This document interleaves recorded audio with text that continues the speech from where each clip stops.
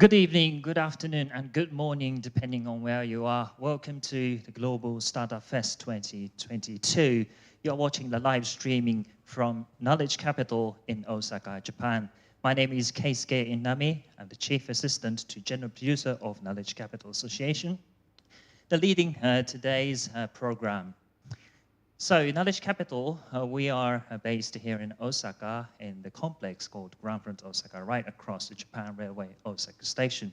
We are the private organization and a field for creating new values through exchange of various knowledge, particularly with the participation of corporations, universities, and research institutes, and of course the startups, who are the main figure of this event. And Knowledge Capital and 11 international partners are working together to co-host today's event, the Global Startup Fes 2022. And with a view to creating the global startup community around our network, this event is fully startup-oriented online festival, ever for the first time co-hosted amongst our partners. So we are waiting for the presentations from genuinely cutting-edge and pioneering ideas of the startups, and of course their businesses, services, products, and projects with their unique ways and styles of the presentation and performances. So our startup community in this context represent, of course, the entrepreneurs and future entrepreneurs, those who are in preparation of the startups, and of course, those who are potentially interested in starting new things up.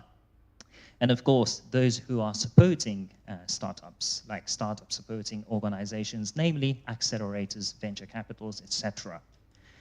So for this edition, we are particularly focusing on green recovery as a generic theme.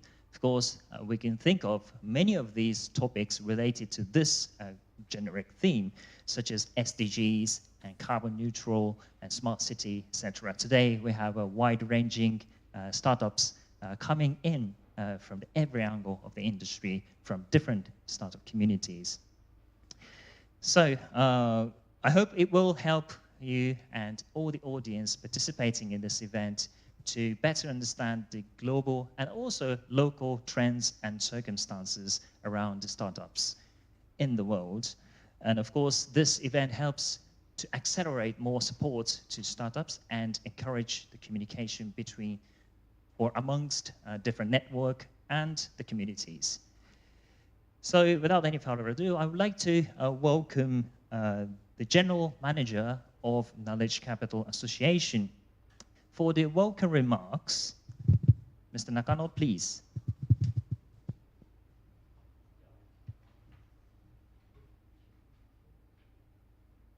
Konbanwa. Good evening from Japan. I'm Tatsuya Nakano, General Manager of Knowledge Capital. A huge welcome to the Global Startup Fes 2022. Knowledge Capital and 11 international partners are working together for this event, and 38 institutions from 10 countries are participating today. I'd like to thank everyone for their support to make it happen. This event aims to create a global startup community through our international network. There are wide-ranging participants from different industries and cultures. I believe this is a good opportunity to learn about the global trends of entrepreneurs and their communities. For this edition, we are focusing on green recovery.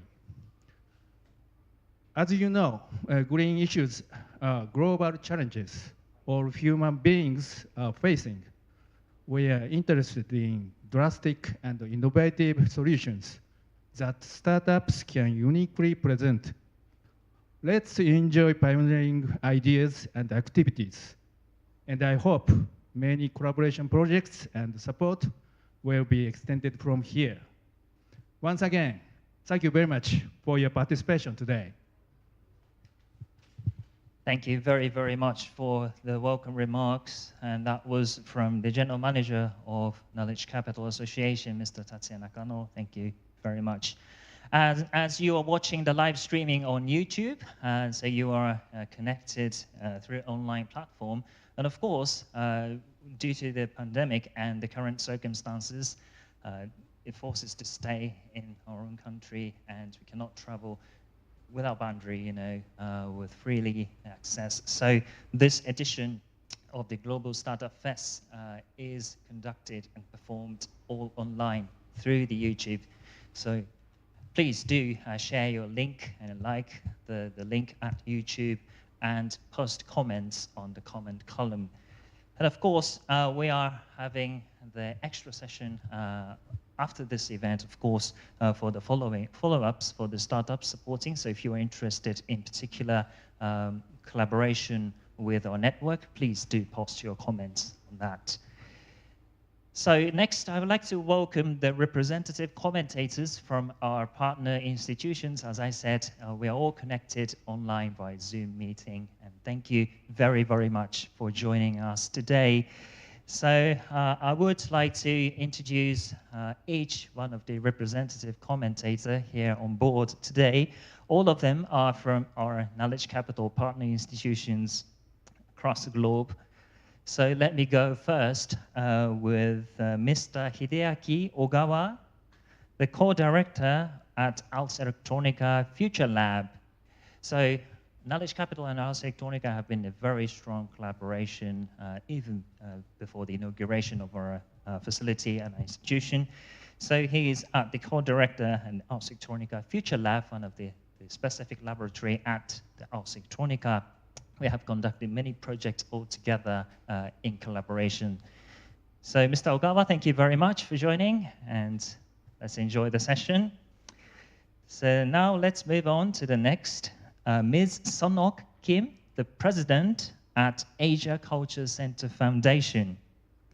So Asia Culture Center Foundation is based in Gwangju in Korea, and we have been conducting a lot of collaboration projects based on the cultural transmission, so international projects as well.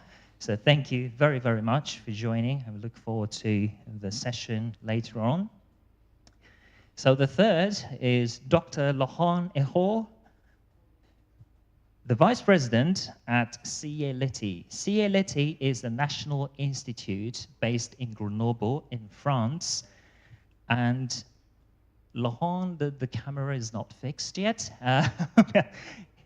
You're positioning upside down at the camera, but thank you very much anyway for taking the time to join this session. And yes, the CA is a commission for the National Research Institute for Atomic Energy and Alternative Energy. We have been working many projects on smart city development. So let's move on to the next person, the Mr. Dominique Hollande, the director at Centre des Arts in Enghien-les-Bains in France. And also we have Knowledge Capital participated a couple of editions in Bain Numérique, which was organized in the city of Enghien and conducted by Centre des Arts. So Centre des Arts is obviously the digital arts center in the city, and they're conducting a lot of projects related to digital arts. Thank you very, very much for your participation, Mr. Hollande. So the next up is the Mr. Pichit Vilankabdra, who is the Deputy Director at the Creative Economy Agency. Thank you for showing the flag for the support.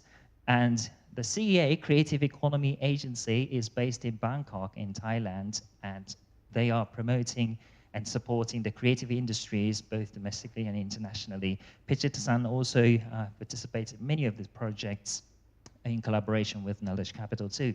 Thank you for taking the time to join us. Okay, so next up is Mr. Billy Chang, the manager at Industry and International Partnership at Cyberport. The Cyberport is also the national owned the government body as a redevelopment project of the land scale. And the Cyberport also support the ecosystem for the fintech or green tech startups and also the incubation. So today we have Billy-san from the Industry and International Partnership section. So thank you very, very much for joining. And the next, Dr. Pang Chailat, the Executive Director at National Innovation Agency, or NIA in short. Thank you very much for joining. So National Innovation Agency is obviously the national institution for the innovation in Thailand, both domestically and internationally, especially working on the development of the medical sectors and also the clusters for supporting the startups. Thank you so much for taking the time. So next, Mr. Oliver Lin, the Vice President at Taiwan Design Research Institute. I'm sorry, I just skipped the one from Smart City Consortium. My apologies. Let's move on to the next, Mr. Gary Young, sorry, the President at Smart City Consortium Hong Kong. Gary-san, are you there? Are you connected? Or Katrina-san, can you represent the Gary-san? Not here. Okay, so maybe he will join later on the session. So Smart City Consortium of Hong Kong is the group of professionals who are supporting the Hong Kong government to make decisions on the smart city development as a policy. So today we have a Gary-san, but it is still not well connected with the Zoom camera. So let's wait for the session later on. Okay, so let me just get back to Oliver-san. Mr. Oliver Lin, the Vice President at Taiwan Design Research Institute. So Oliver-san is there, okay? And he's the Vice President of the National Research Institute at Taiwan. Obviously, they are developing a lot of design and creative projects based in Taiwan and also the international ones. So we have been in collaboration for some of the design weeks and also the design events, both in Japan and Taiwan. Thanks a lot for joining. And the next, Mr. Frederic Lequan, the Director at TUBA. So TUBA is a living lab in the city of Lyon in France, and they are operating lots of smart city and also other development projects based in the citizen inclusive. So thank you for the time to join us, right? And the next, Mr. Christophe Popard, the Director General at Wakano. Wakano is also based in France. Okay, thank you for joining the flag. Right, so based in Paris region, and they are the startup incubators. So hopefully you can find interesting startups through this session. And at last but not least, Keisuke Inami, I would be one of the representative commentators of this session, and I'm the Chief Assistant to General Producer, as I said. So we have all these people on board as representative commentators, and once again, thank you again for joining us today. And obviously, not only this participation, they also brought a lot of incentive and invitation offers to the startups to make this event very elevated, you know. So let me just introduce, first of all, from Ars Electronica, we have the Ars Electronica Festival 2022 Festival Pass to all the participating startups. And from Asia Culture Center Foundation, we have a human exchange program in connection with the domestic startups. Of course, that's all for the participating startups. From Centre des Arts, 1 week residency in 2023, which means next year, in collaboration with one of the startups of the Numeric Lab. So they have a specific incubation lab in-house at Centre des Arts. This is for just one selected startup, which is exciting to have a look at. And from the Creative Economy Agency, we have an invitation to Bangkok Design Week 2023 with a dedicated showcase space and the publicity on CAPR communication platform, also for one selected startup. So quite interested and curious who's going to win this invitation. From Cyberport, we have a fast-track access to Cyberport Creative Microfund, a professional program, or a Cyberport Incubation Program presentation final in October 2022. So they're going to decide which program will suit the startup well, and they will decide who is going to be the one to present in the final. And from Knowledge Capital, we have a one-year Knowledge Salon membership and a related business matching coordination service. So we are all welcome here in Osaka, and we would conduct many of the programs for matching and coordination. This is for all the participating startups. And from National Innovation Agency, we have the application for a startup visa, which is a fast-track smart visa to enter and work in Thailand, and invitation to workshop with the startup ecosystem. That's also related to visa issue. That is fantastic to facilitation of the program. This is for one selected startup. And from the Smart City Consortium of Hong Kong, we have the one-year corporate membership, which allows you to the free or discounted ticket access, and also the related reports and papers, articles on smart city, etc., which is fantastic to all the startup participating today. And for the Taiwan Design Research Institute, we have a copy of the TDRI 2021 annual report and the Golden Pin Design Award handbook. Thank you very much. That's also for all the participating startups. And from Tuba, we have a visit to Tuba and the meetings with the stakeholders of the local ecosystems, which is also offered to all startups. And from Wakano, a 6-month co-working residency in one of its incubators in Paris region. So we have 4 candidate facilities in Paris region. That's for 2 selected participating startups. And at last but not least, we have a CLT and the Grenoble Metropole are offering a special program for startups, but it is not confirmed yet, and it will be announced later at this, further to this program. Thank you very, very much for the nomination and also the invitation offers to this event. Right, so very quickly, I would also introduce the very important audience who are participating through the YouTube live and who are actively commenting on this session, especially for the startup presentations and comment sessions. So I would just like to quickly go through the list. IGA Cultural Center from South Korea, and Cap Digital from France, Atham Venture Partners from Singapore, Fab Cafe Bangkok from Thailand, and French Tech One Lyon Saint-Étienne from France, and Invest in Grenoble Alpes from France, and Ministry of Ecological Transition in France, New Chip Accelerator from the US, Oryx Corporation UK Limited from the UK, Plug and Play Japan from Japan, and Quantum Leaps Capital Partners from Japan, and Tilkey from France, and UNESCO Bangkok from Thailand. Thank you also for your active participation on the YouTube live column. Okay, so it was a thick explanation at the beginning of this program, but we are finally moving on to the introduction of the startups. Of course, this is the main part of this event, and I'm really looking forward to each of the participating startups' presentation.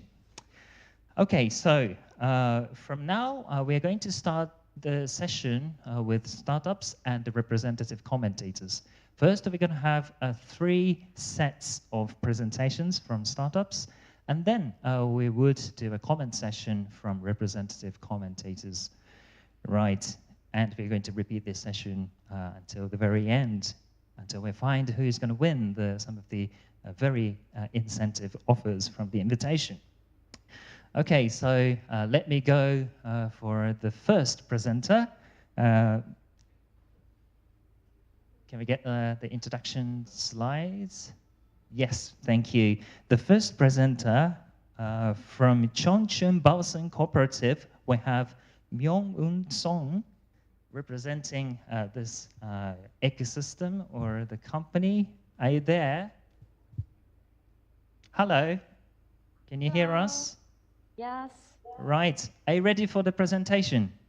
Yes. Okay, thank you. So just to make sure, the presentation is going to be 5 minutes, and later than that, we have the comment session with the commentators, okay? Yes. So you're the first one. You will set the tone of this presentation. I'm nervous. You're right. Yes. Okay, so the floor is yours. Please enjoy. Yes, hello.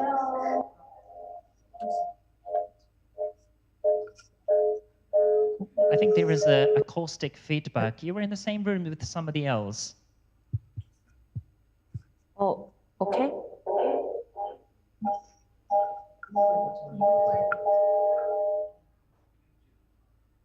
Or are you watching the YouTube live with your smartphone or etc.? No. No. Are you with somebody else connected to this session? It's okay. Now it's okay. Thank you. Yeah. Yes, hello everyone. My name is Song Myung-eun and I'm running 청춘 발상 Cooperative. Start. I'm okay.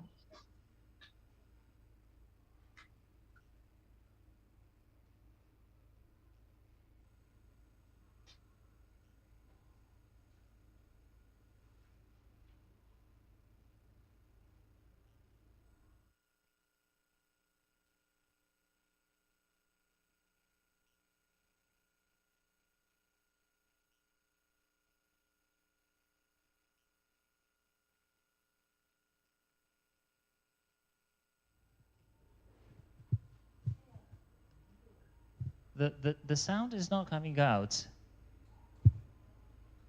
Hello?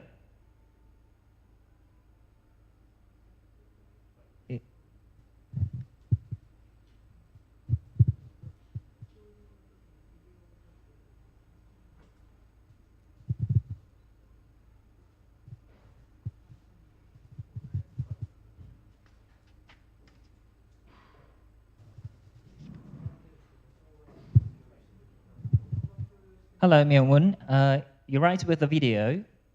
I don't think the sound is on the live streaming. Yes. So when you share the screen, you just make sure to tick the box on the bottom left to share the sound of the video clip. Yes. Is that all right? Sorry. 넘어가요.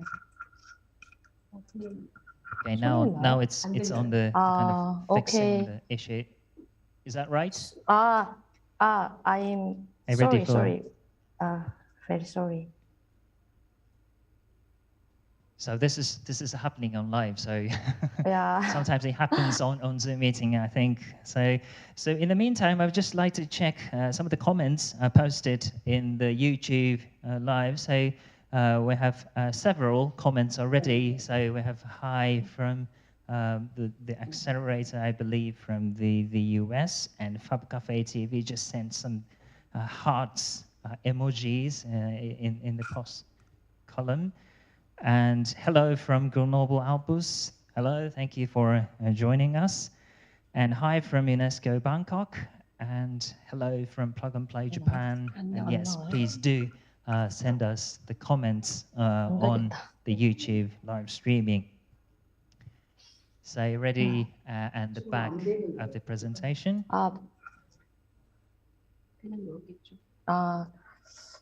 Sorry,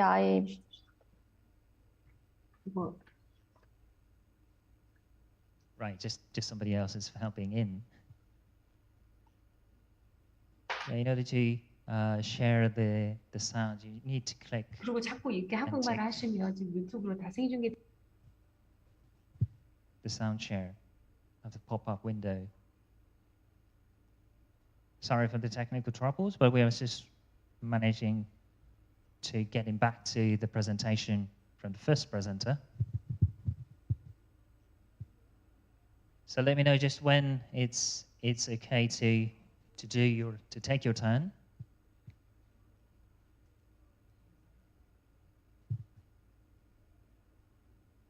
Or just like to speak over the video, if that's fine, that's also your choice.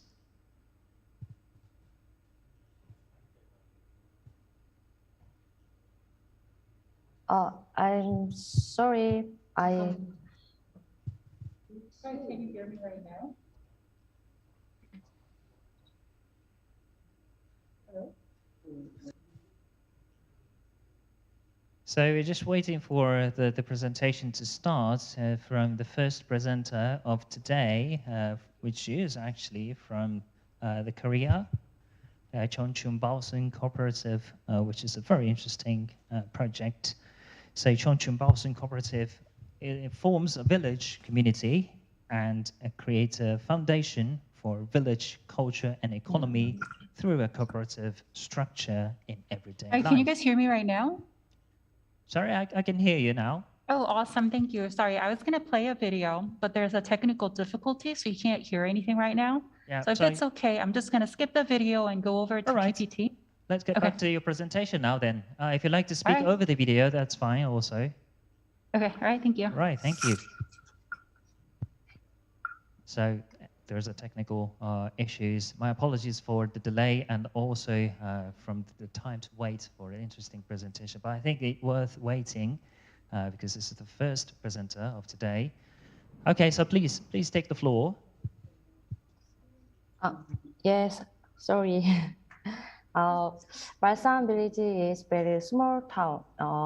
This picture is project area. You can see this. Here is an old small village town. Additionally, the percentage of empty house is 20% and 30% of the residents need social support. The reason why Balsan Village project began is to solve the phenomenon of resident turnover and the aging society. The goals of our redevelopment project is not only to revitalize spaces and the community culture, but also to bring new people. The project contains community business with utilization of village resources, village and community restoration. First of all, I'm going to talk about the restoration of village space. The old house that haven't been used for a long time now turned into workshop or business labs for the use. Secondly, we painted dusky gray walls of old alleys with colorful paints. Besides, we made community space for people to come along together in narrow streets. Lastly, we are planning to supply ingredients to local restaurants by adapting an efficient farming method that can produce vegetables on abandoned lands. Next, the restoration by people coming to the village. The young people who are kept to rebuild community becomes the member of Balsan Cooperative after a mentoring program. The result is the 37% vacant houses decreased and around 1,000 visitors visit our village a month. Through that, we believe the value of Balsan village can only increase. Chongchun Balsan Co-op runs with the purpose which is even slow, but sustainable development, eco-friendly social programs, and open management that village community participates in making decisions for the village. We hold Golmok Yute once a month for community communication. Golmok Yute, which means neighborhood social meeting.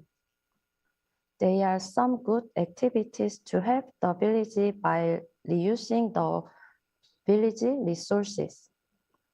One is fundraising for children's scholarship, which is called Happy Scholarship. By selling empty bottles and cans. The other is that we collect milk cartons and exchange them for toilet papers, and then we give them to the village elders. Another interesting thing is we make useful goods from discarded plastic lids. This is called Precious Plastic Campaign. We regenerated plastic rubbish for the sake of new value. We collect plastic lids by colors, then grind them into small pieces as raw ingredient. We create new products such as keyrings, plant pots, and so forth. We are extraordinary residents living in Cheongchun Balsan village. So many stories here that have faded away even if we don't remember. They are saved by books, videos, and exhibitions. In addition, we are creating the resource we use in our daily life so that they can be used again in the village. To create a village where the hope of use becomes the soul, we move forward as a community where we share our daily lives.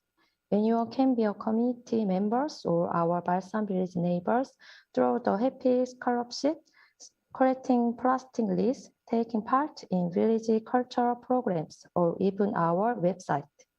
Thank you for listening. All right, thank you very, very much for the presentation. That was the first from Cheongchun Balsan Cooperative, and thank you also for Ms. Myung-Bun Son. And of course, my apologies for the technical issues, but this is happening because we are doing it on live. So please do join this live session you're watching on the YouTube, and please do post your comments and thoughts for the further cooperation and also development of this startup community. Thank you so much. Just without any further comments from my side, let's move on to the next presenter, which is the second one, Daniel Chan from Art Group Limited. So Art Group is a new art marketplace platform solution with the provenance history tracking technology, extends the current art marketplace beyond auctions and discovery. So we have Daniel Chan from Art Group. Are you ready for the presentation? Yes, thank you. Thank you, MC. Thank you very much, everyone. All right. Can you hear me well? Yes, we do very well. Excellent. So please enjoy. Floor is yours. Thank you. I'm just going to present with my PowerPoint here, so hopefully you can all see it. Is it all good?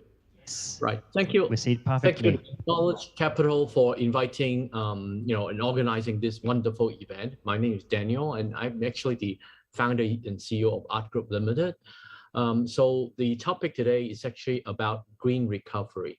So obviously, there could be many different projects that help different kind of business or ecosystem to thrive through the tough times. We're looking at obviously the last 2 years that globally we have this pandemic problem, right? But what I want to present is one of the issues that is today facing the art ecosystem. There are some problems, and we are on the verge of actually recovering because obviously the markets are opened. Hopefully we can put the pandemic behind our backs very soon.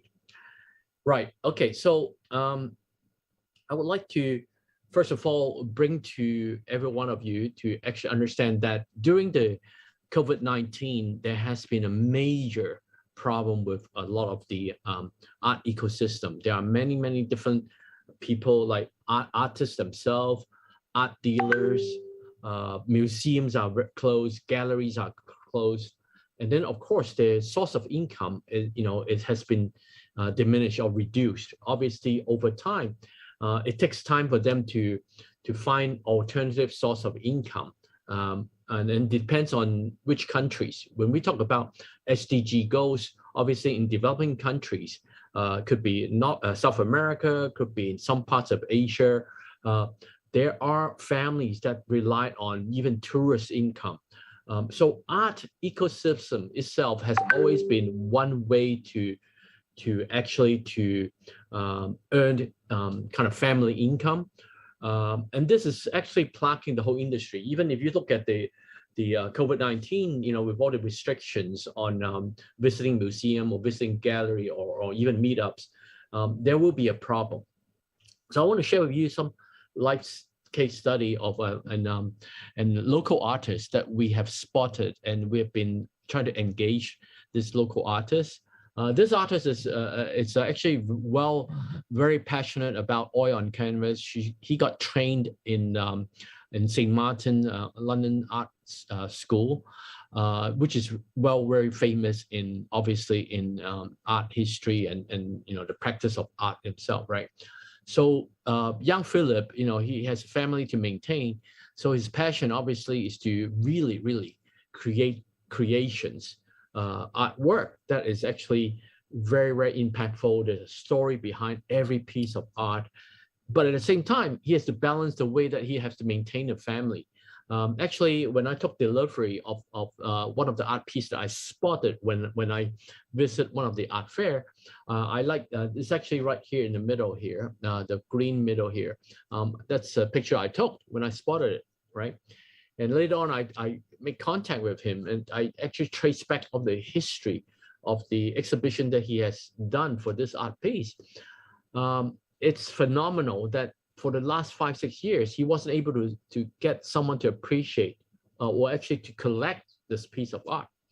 And to artists, exhibition is one thing, but actually the documentation of the history of art and also to be able to trade is very important.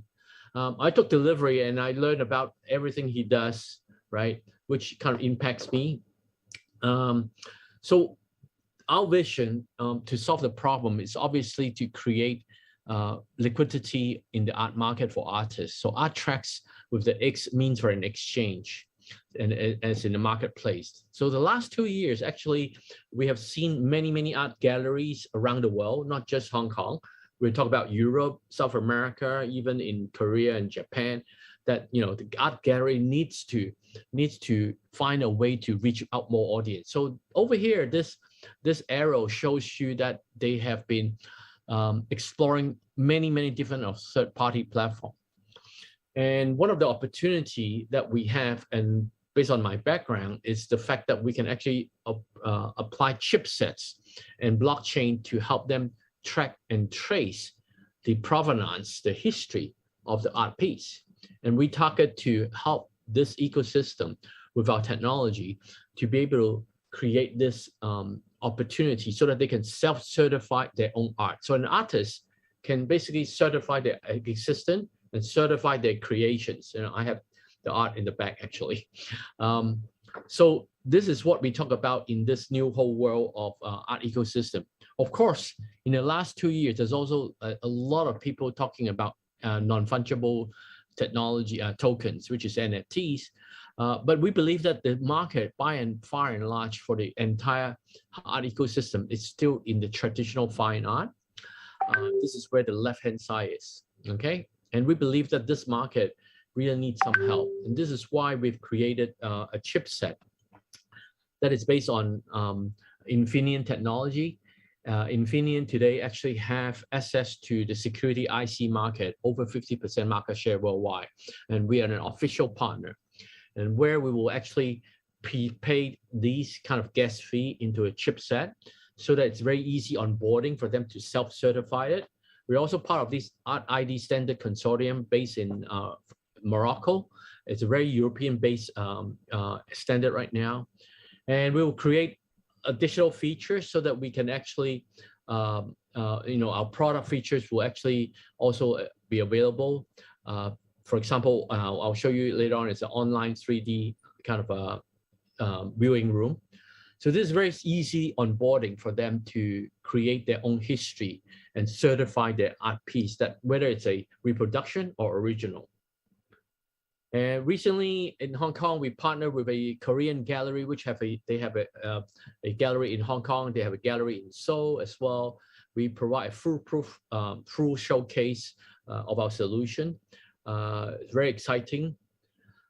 Besides this kind of an ecosystem, we actually have been involved in Hong Kong, Singapore, Shanghai, and Shenzhen for 10 years in what we call the digital auctions for gala dinner. So we've been doing this like auction for 10 years. So we are hoping to partner with more companies so that we can create the actual use case so that the artists can now actually have more liquidity and be ready to sell their art, and also to avoid being copied, obviously for copyrighted reasons. So this is, for example, an opportunity for us to showcase. This is our online kind of a viewing room. We're working with partners that actually will be developing this kind of online 3D viewing room within our system itself. So we're very looking forward to the future. It is on a product roadmap, but we are launching in August in Hong Kong as part of our plans.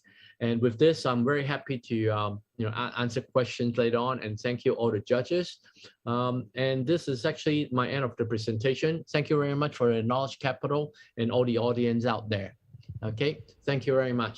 Thank you very, very much for your presentation. And that was the second presenter, Daniel Chan from Art Group Limited, or Artrax here in Hong Kong. That was actually from the nomination of the Smart City Consortium. The first one was obviously from Korea, the Asia Culture Center Foundation. And thank you very, very much for your presentation. We will rejoin at the comment session later on with the representative commentators. Okay, so we'd like to just quickly go through the comments on YouTube. It says, amazing technology we have towards this presentation. So thank you very, very much for the comments. We're waiting for the comments on the YouTube column. So please do join us by posting your thoughts and opinions. So the next presenter, let's go to Mr. Arthur Huan from Miniwitz, CEO Ltd from Taiwan. So empowering a circular future through upcycling technologies, turning waste into immediate solutions for our planet. Miniwitz leverages experience, design, engineering, and sustainable materials to provide circular ESG solutions. So Arthur, are you there? Yes, hi. Hi. Can you hear me? Yes, we can hear you very well. So the presentation for 5 minutes, the floor is yours. I'll start. Yes, thank you. Sure.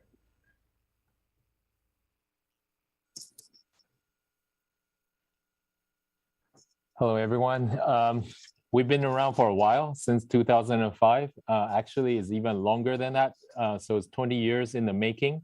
At least many people think we are revolutionizing recycling. We're leading the way to circular economy, but all this term keep changing. So let me give you the beginning of why we do this thing. We want to matter. We want to matter to the non-toxic future of our world. We want to matter to the sustainability of our community. At Miniwiz, it is our mission to change consumer behavior into a circular one. It is the only way for us as a species to sustainably consume our limited resources. Overconsumption is a complex system problem.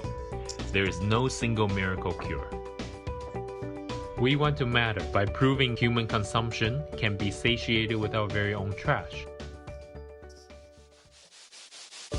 We have dedicated ourselves to turning decades of environmental pollution into solutions that will enable us to live sustainably. We want to matter, so we turn ourselves into magicians of trash, inventing new ways of transforming our everyday trash into high-performance works of art.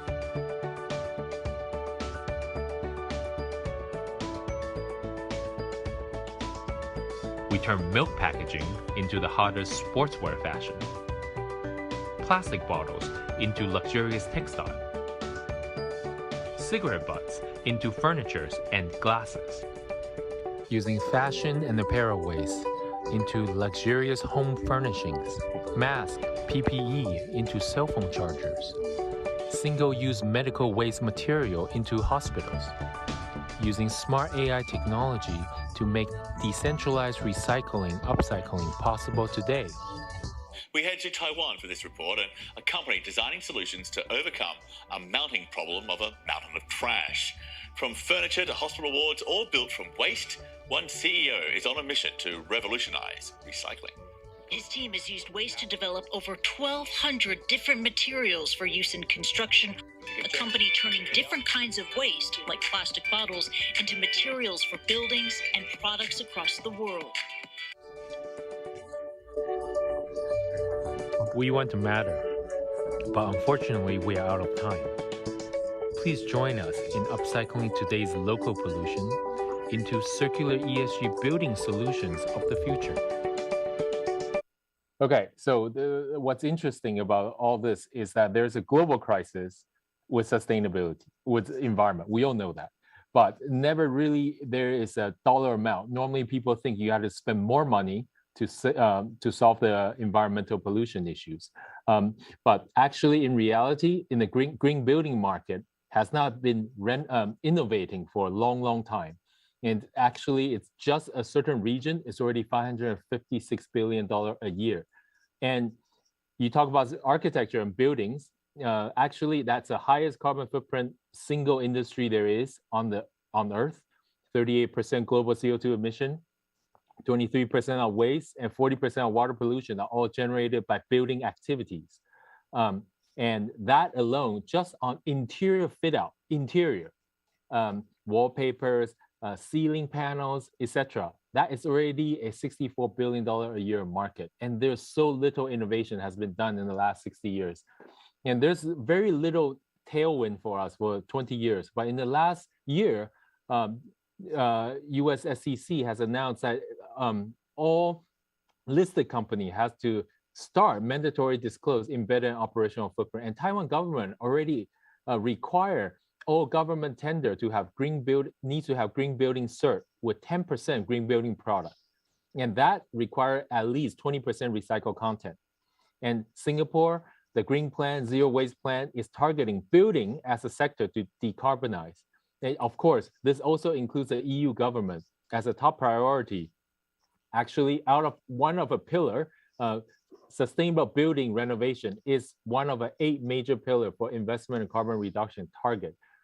And trash into cash also needs to have a positive circular ESG impact. So we have tailored all our solutions for a real estate development value chain.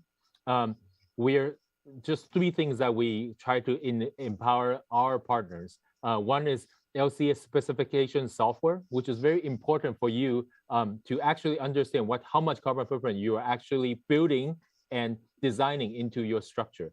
Modular building system, you need something to be able to quickly deploy across from exterior surfacing all the way to the interior. But then you need a machinery, local machinery, modular machinery to be able to turn that into a new product locally using local trash at a scale volume.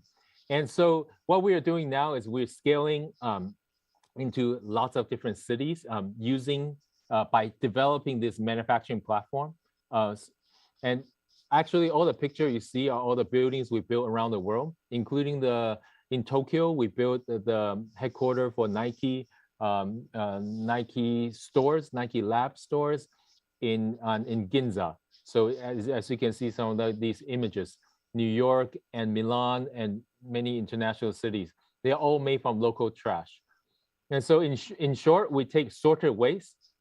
Sorted means already separated, B2B and B2C. Mini-waste is kind of like an engine that takes material data, AI smart machines, which are limited by machines, and with lots of different specification simulation software, we're empowering these local community to be able to turn trash into ESG valuable products. And these partners, we are talking about big partners. We're talking about governments. We're talking about real estate developers. So this is what we mean by a manufacturing platform. We have this in Taiwan, and we are scaling that. And previously, we took them all mobile into different cities. We have 7 of these going to these remote area where we take plastic waste pollution and directly turn that into building materials.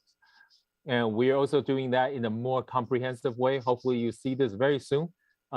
Basically from a net zero footprint building that already made from local trash. And then inside is actually a decentralized manufacturing platform. And it also has a community center that links with all the educational activity where we can transfer the knowledge and material database and the software to all the local engineers. This is what it looks like inside. Hopefully you will see that very soon. So the software is everything is 3D, everything's by weight. It's linked directly to all the local carbon footprint material, and it's already pre-modularized. So as you are designing, right away you know how much wall, ceiling, floor, and any of these surfaces are you actually saving in terms of carbon footprint, and what are its potential water pollutions, air pollution potentials. And this is what we did in Singapore just a couple of days ago. We take our machines and then we take the trash directly from a recycle bin. The machine's there. We work with the local community and architects, and they build this latest stores for organic salad store in the most expensive building currently in Singapore at the first floor. And this is shopping mall in Hong Kong with Nanfeng Group, Airside. This is all made from the same system. You can see all the wall covering, the thing that looks like a liver color.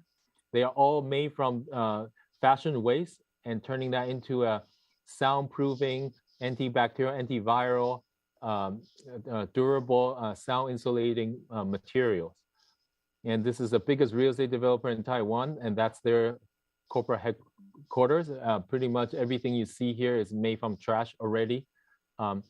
And so the last part is that as we partner with our real estate developers and with governments, we are getting into these very major projects. So we are tendering with these major public traded real estate developers together to target many of these ESG campuses that we currently are scaling around the world. Thank you. Right, thank you very much for your very interesting presentations with full of technical aspects and information. I really enjoyed that. So please do join in the specific Zoom room to do the comment session with the representative commentators. So after all these three presentations, we would like to move on to the comment session with our partner representatives. So that was the last one was also from Mr. Arthur Wan from Miniwiz. So these three for this first session.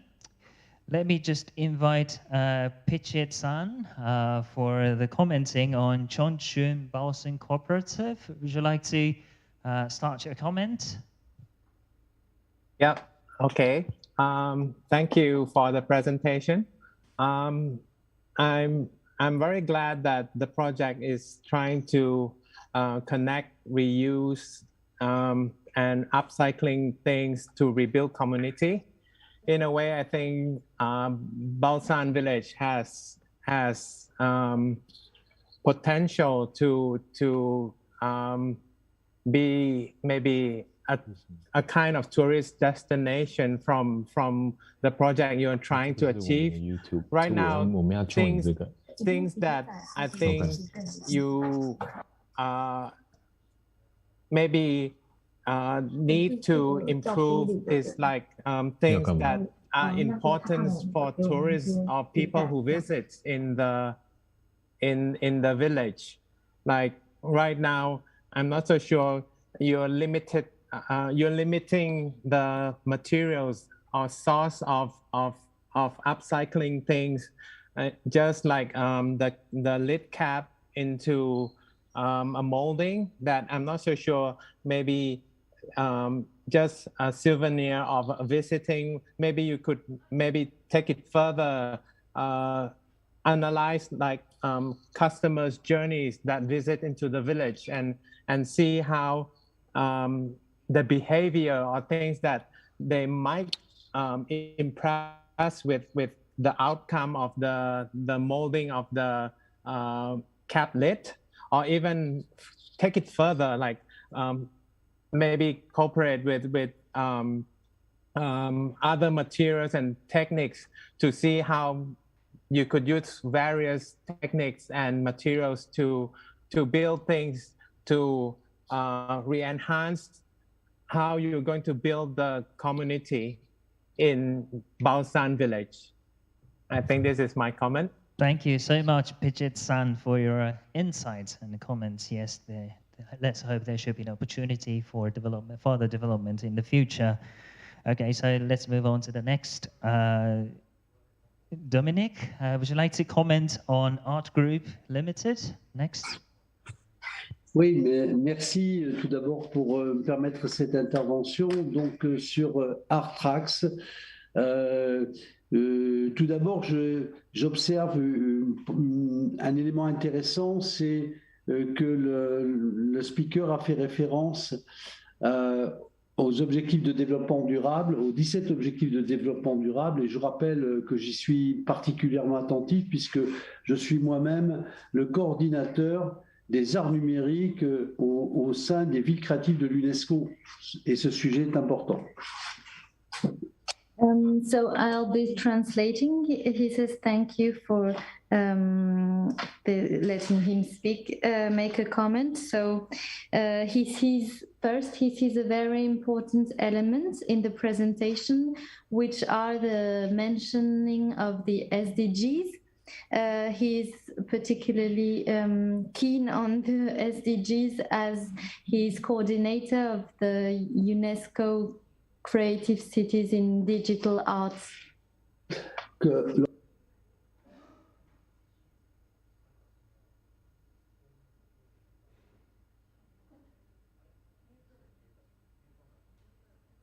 It's muted, I think. Mr. Dominique Hollande is muted. Yeah, so can you just unmute?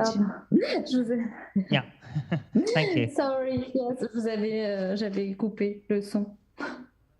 Bien. J'avais donc, je dis concernant Metaverse, NFT, les sujets blockchain, la question de la galerie virtuelle, ce ne sont pas des choses qui sont nouvelles, mais simplement, je comprends tout à fait l'intérêt par rapport à la pandémie de relancer, disons, le marché de l'art. La question, quelle est la place des arts numériques dans justement ce marché de l'art que vous mettez en place avec votre plateforme? He says that he thinks the virtual gallery with digital technologies is very important, but not new. So he also understands the importance of this kind of gallery after the pandemic issues, but he wants to know what place are you giving to digital art in this gallery? Oh, thank you for the question, Mr. Dominique. So first of all, I think digital art, there are two camps of the traditional fine art and of course the digital native art, right? Our focus art tracks right now is the contemporary fine artists that is already doing the traditional fine art, okay? But yes, the roadmap of the platform will eventually allow them to also bridge to the digital art marketplace like NFTs, right? So right now, if you look at the digital native, kind of crypto native NFT marketplace, they're mostly already digital artists. So in my humble opinion, today there's by and large a big enough, traditional fine artists that should get more liquidity exposure through my open heart auctions to get liquidity, because this is worldwide. This is where I want to scale up. Secondly, is through the authentication of the original piece, whether it's reproduction, reprints, or whether it's original with the chipset technology on the blockchain. Yeah. So those are yes, and the technology are converging. So this is where art tracks become important, because the traditional marketplace today, there are already there are quite a few of them. They are still working in the very old style, like eBay only. And I think this is very old model. And this is where I want to disrupt the market, but I still add value to the gallery as well. Right, thank you so much. That's a very good discussion with the questions, comments, and that's really something we are hoping to have for the following sessions. Well, thank you. Just let's move on to the third commentator. Billy, would you like to comment on minute widths? Yes, thank you very much. I want to start by, saying that I'm very deeply moved by your, initiative to revolutionize recycle. I'm very impressed with the portfolio of products that you have already, and the portfolio of products that you have, coming out in the future. Yes, let's keep doing the good job that you're doing. The only thing that I have is, you're doing such a good deeds, and then you have such a good range of products. How do you scale your business model? I mean, how do you push out your product in a way that you're going to get more people behind this movement? How do you make your business model scalable? This is a question that I have, for you. Right. How about that, Arthur? Yeah, this is a question I've asked myself for 20 years too. So right now we are actually tendering together with giant government projects. So, I mean, if you think about if it's $1.2 billion a project scalable enough, big enough? For just one project is $1.2 billion. That's the type of scale that we're involved in now. Another thing is, how do you want to scale that?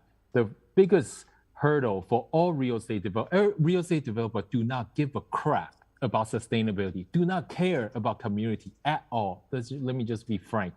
And they don't care. They don't care is because their bottom line is actually very much limited by the land they actually, the business model already set from the very beginning. Yet they have almost the most durable impact to the community, both on the material they choose, all the way to the community they operate. So, and one of the trick you ask is actually who are the real estate developer and the financiers are the most afraid of in this whole process? Actually, it turns out to be very simple questions. Whoever owns the land, they care the most about who owns the land, because once they got the land, pretty much all the finance is done already. So the one thing that will kill the business model is the government. They delay a tiny bit on the certificate process, and all the way to any of certification of the land, etc., or the price of per square meter they are obtaining that land. Pretty much that will disrupt every single one of their business model. So real estate developer is willing to bend over backwards for any government government governance. So when you talk about ESG, the governance actually become one of the most critical points. So we actually enter through this point.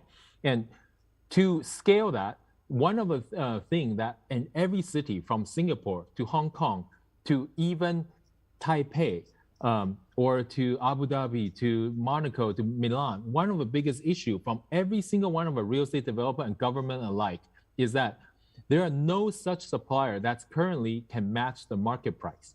Okay, that's because there's no infrastructure in place. So we are taking this excuse away from the government, also away from the real estate developer.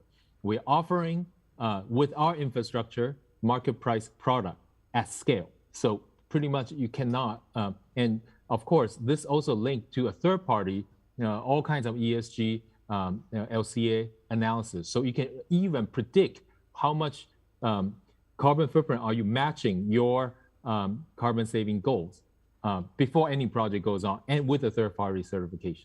Right, thank you so much. So that requires about, lots of database. Yeah, just a discussion doesn't really, endless becomes here. It's so exciting to have an exchange of such heat with the opinions. But just we are slightly running behind the schedule. We would like to introduce some of the comments from the YouTube Live, and we have for the presentation of the Miniwits from Plug and Play Japan.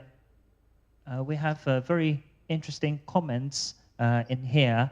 What Miniwits is doing fits our Plug and Play Japan Smart Cities Corporate Partners Investing area.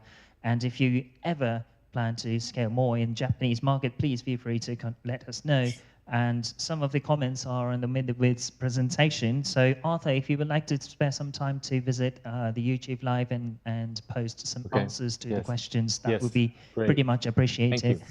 Thank you for the comment session with all these three commentators and the startup presenters. Stay with us until the very end. We don't know who is going to win the invitation offers. So let me just move on to the next presenter from the fourth presenter of today. We just have the three of them so far. We have many, many more to come.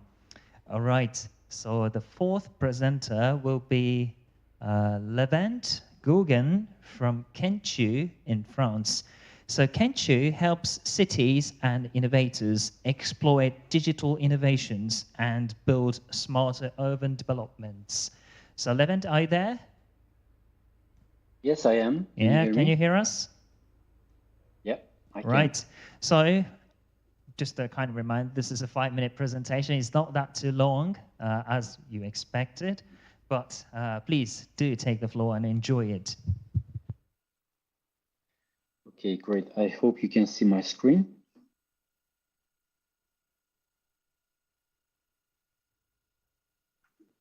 Yes, okay, great. Thank you.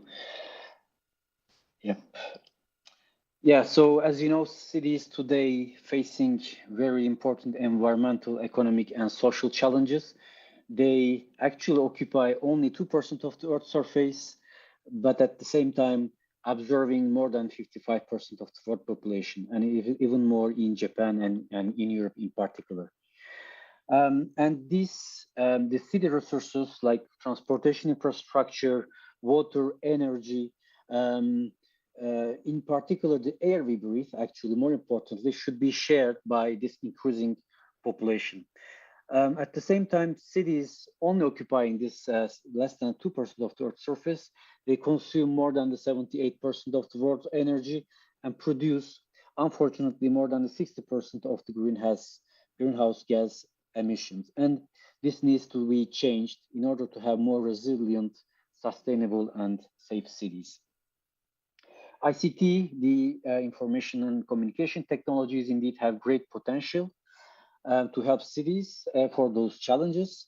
However, they need a very important raw material, and that raw material is data, which is the, let's say, 21st century most valuable resource.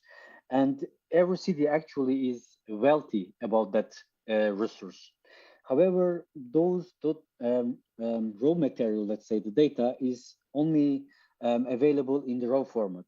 And this needs to be data, that raw material needs to be extracted and refined in order to get valuable, actionable, insightful information. And currently, indeed, one of the technical challenges we have is indeed in the cities, when they are dealing with those different verticals, they have their own data formats, their own information systems, which limits indeed the interaction among those different divisions. They are uninterpretable data formats, protocols, communication protocols, and mainly they are vendor locked-in solutions. So the cities are working, during 10 years with a company, and that company mainly gets the all data, all the control, and the external ecosystem cannot access to data. Is very difficult to interact with those particular data, which is very important, valuable resource.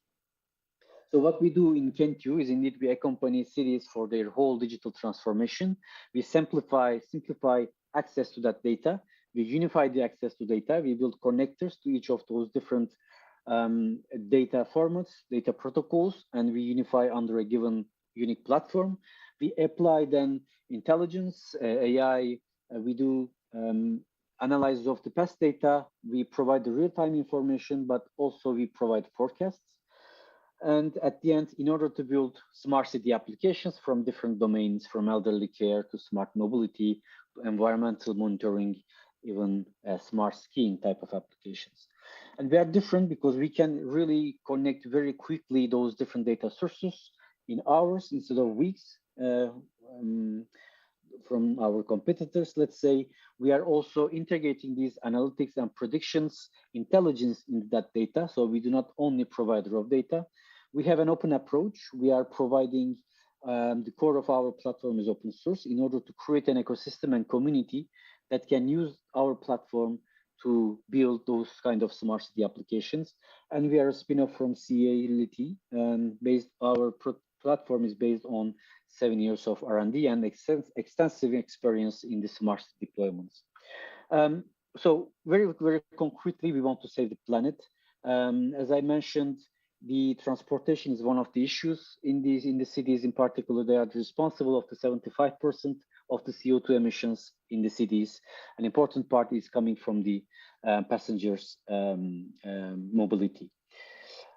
So for this, we have actually built a platform, a solution where we can indeed, the city can see at a real time what's happening in the city in terms of the sustainable mobility usage, parking spots, the information about the traffic jams, what is the current CO2 emission rate in the city, and we can also zoom on different parts of the city. We can have more detailed information about those environmental information, traffic speed, the air quality information on our platform.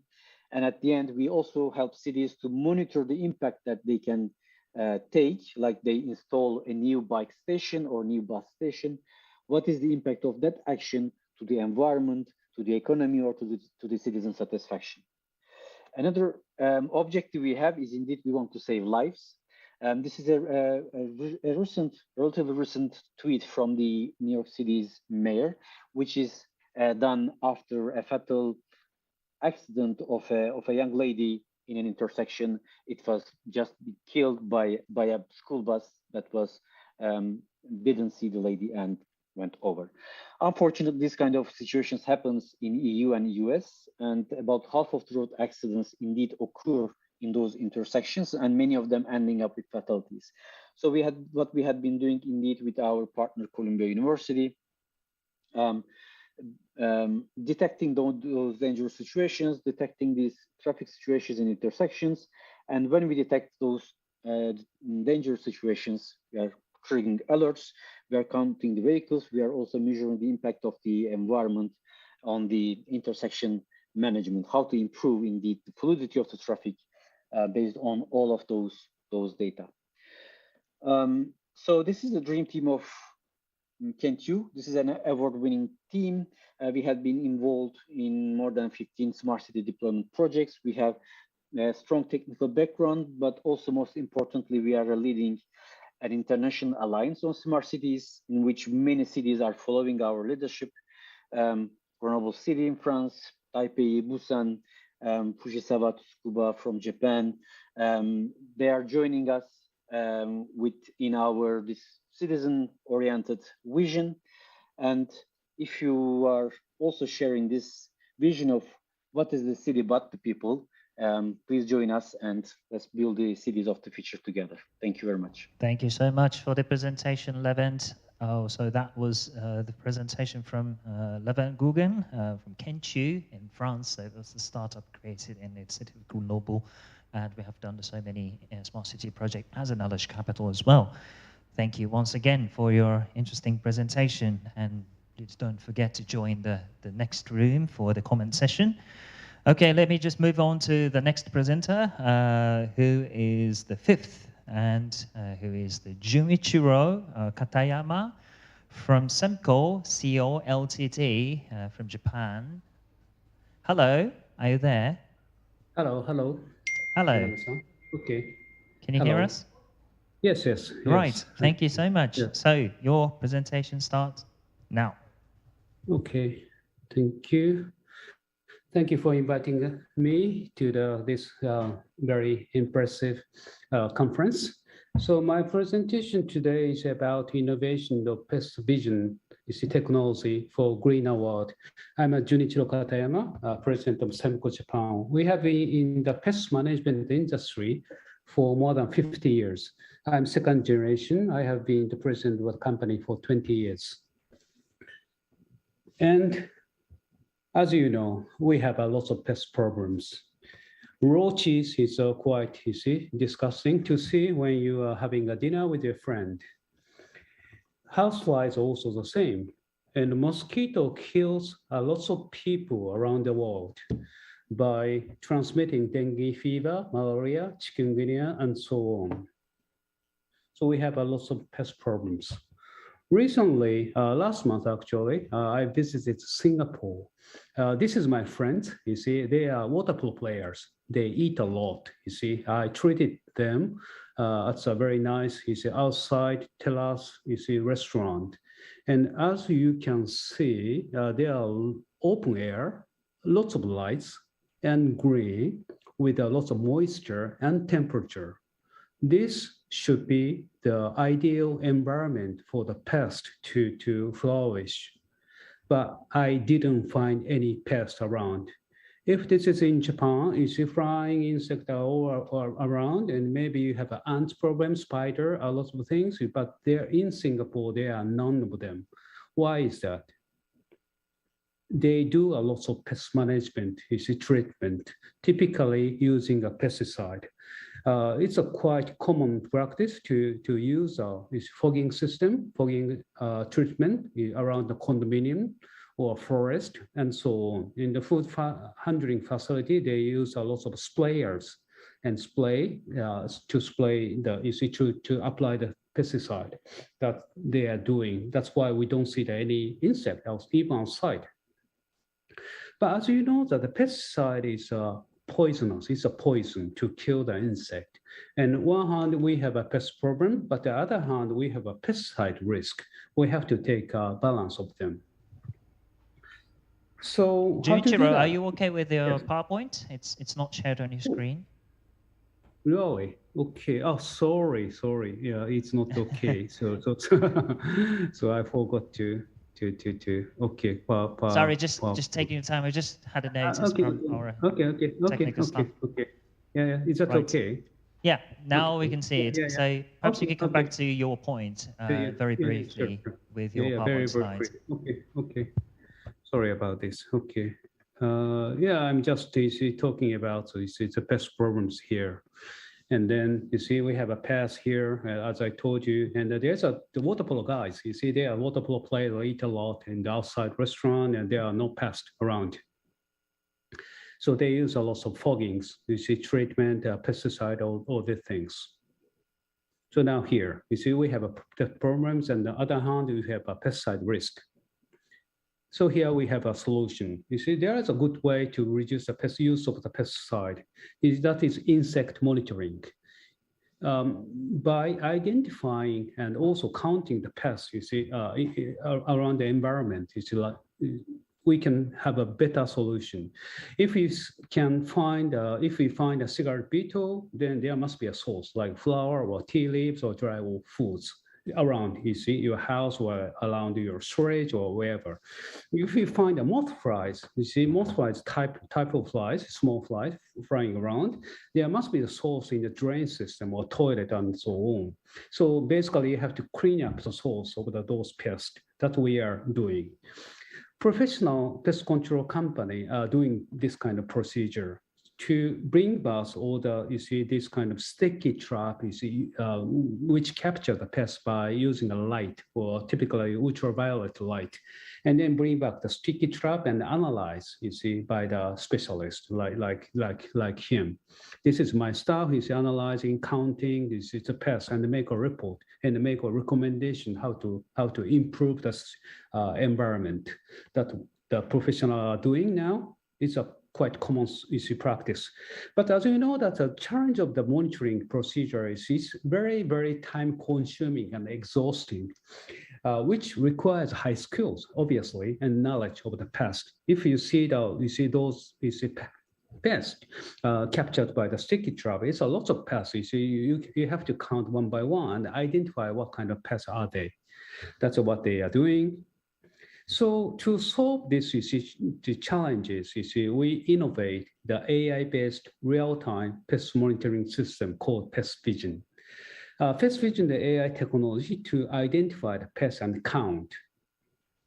So this is how it works. You see, basically it can take a picture and then upload to the cloud system, and then the AI will analyze the kind of species and the count and number of those targeted pests, and then we can analyze up to 25 species within few minutes. This technology is very, very beneficial to our industry. It's basically labor saving technology. It can save up to like 90%. More we have pests captured in the traps, and then we see more human will take time. But the machine AI, our Pest Vision can count and identify within like 2 minutes. And then use of IoT technology, we can monitor the situation of the pest real time. So if something happened, then you see next day or same day, we can you see contact the customers, and then we can deploy all the service team, you see, as soon as possible. And this can reduce the use of pesticide, actually, you see, because we know exactly what's the source problem with the source, you see. So we can you see maybe offer or suggest other, you see, the method to control pests other than the, you see, using a pesticide. So Pest Vision is a game-changing technology for pest management industry. So my conclusion is, you see, to analyze a pest and then improve the environment, then we can change the world greener and safer. Thank you very much for listening. Thank you so much for your presentation. That was from Semco CEO Ltd, Junichiro Katayama, who is actually the leading distributor in the pest management product and provides many services related to that. So please don't you ever forget to join in the different room in the Zoom to have a conversation with our commentators. So let me move on quickly to the next presenter, which is the number 6. Waradom Kampanchai from Autotech CO Ltd. So the Autotech has developed an AIoT platform, so-called Auto Energy Edge, to help hotels, buildings, and property save money on electricity bill with IoT and AI algorithm. So Waradom, are you there? Yes, Okay. Just want to check if you can hear me clearly. Okay. Yes, very well. So, Okay. So your presentation time starts now, so please don't forget to share your screen. Thank you. All right, floor is yours. Okay, thank you so much for the opportunity giving us the opportunity to present in this pitching. So for Autotech, we are a startup based in Bangkok, Thailand. So what we do is we develop AIoT energy measurement platform for basically hotels, building, factories, and smart city. So as we know, when some country, right, for example, like Russia and Ukraine, they kind of have like fighting together, right? So it's impact around the world, right? It impact energy security, it impact electricity price and oil and gas price, everything, right? In Thailand, we get affected a lot, right? Because we also import energy, and also the same for other country in the world. Right. So for our government, it's, you know, after this thing happened, we considering about our energy security. Many government buildings, they said, oh, they have to cut their electricity or energy consumption by 20%. So, and also like from COP26, many countries in the world, right, also in Thailand, Southeast Asia, other also like many countries, they're also targeting to be net zero carbon by 2050. And by having this, so many people, okay, we have the target, but we don't know how to go and what to do, right? So we are like looking for solution. Okay, how can we reduce or cut our consumption, emission, and also like how to go net zero. So for Autotech, we want to be the platform. We develop the platform that try to bring the power of IoT, AI, data together so that we can help tracking and optimizing energy consumption, and eventually maybe the carbon footprint for the properties.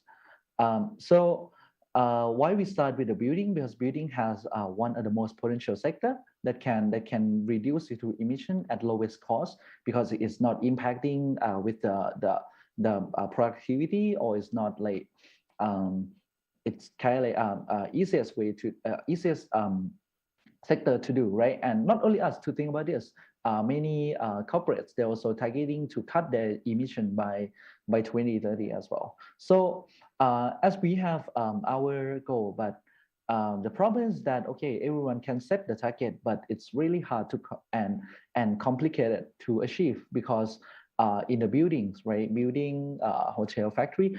It's kind of like we have complex system that not linking together, right? It's maybe you can have a chiller plant management system, which not connecting with your solar, not connecting with your electric vehicle charger, not connecting with your elevator or like energy storage.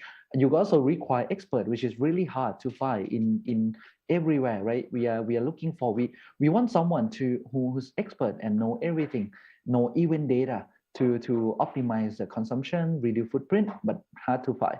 And also most of the system still manual control. So what other tech do? We develop Auto Energy as a platform. So for our first feature, we have Auto OS that I have been developed for over 10 years. That is going to be vendor agnostic IoT platform that can connect solar, chiller, many IoT device together, so they can exchange the information and work together. We have Auto Energy Analytics, which is the virtual energy expert. We put our electrical and mechanical engineering knowledge into this agent and let it analyze and tell us, okay, where to save, how to save. And then we have auto self-driving, which is the AI that we develop as the self-driving algorithm that take all information and it's gonna act as if it's a being trained technician for many years. So what we do, we have these 4 implementation steps. We have energy audit, on-site and online, analyze data, find the potential of saving. We have vendor who go and install IoT device. We run our self-driving algorithm, and our customer, they can look at the saving. They can like track and analyze and understand their consumption and saving over our web dashboard. So okay, so this is the one of the example. We have one of our client, which is the corporate buildings.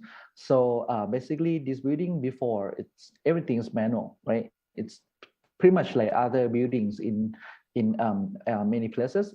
Everything is manual, run on schedule. But for us, we think that, okay, since building has all this like solar aircon, right? We want to self-drive it with our algorithm.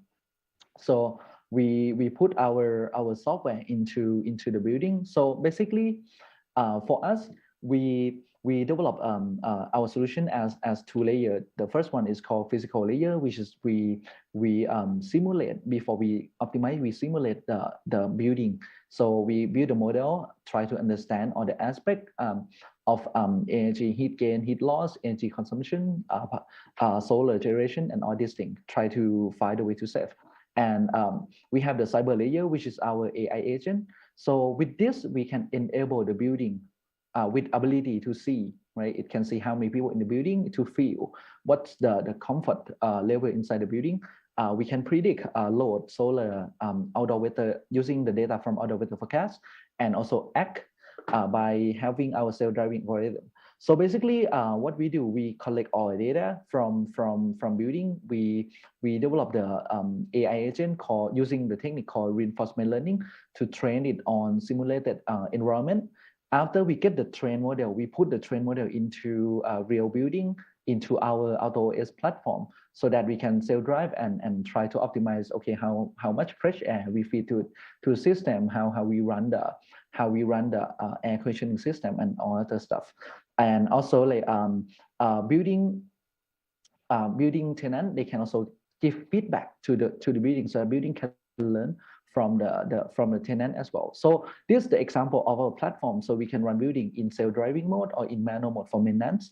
So all these things can be automated by using our algorithm and software. So based on our case, we can save up to like 28%. And as we develop this agent can over time learn so that it can improve itself. And we target our the payback period of the IoT platform to be like less than 3 years. So basically, we don't offer everything. We offer cloud-based AI platform for energy optimization, but we partner with other hardware vendor manufacturers so that we can like be really vendor agnostic and be able to connect with all those devices. So for our business model, we offer like buy, subscribe, loan, escrow, and we know that, okay, with this, that's the traditional way of doing energy optimization, energy management business, but we're also looking into other financial innovation, which is we looking into, like, for example, like NFT, so that if we can generate NFT for green energy investment project, so any people, for example, you can invest for hotels, you can invest for building and turn it into like your payback, right? So we also like not only targeting energy innovation, but also like financial innovation. So for scalability, we think that, okay, the market is huge. There are so many buildings, like, for example, a factory, supermarket, hotel, hospital, in Thailand and in Southeast Asia. We thinking that, okay, once we grow our platform, we can be demand response aggregator. We can enable like blockchain energy trading, or even become the aggregator to trade carbon in the carbon market. That's gonna be the market that coming in the future. So we for our project, so we for now we have scale and having project all around like Thailand. So we think that as years to come, we want to scale to other country and looking for partner as well. So this is our strong team. So we have our energy team, IoT, AI, which is most of them, they are expert in this field.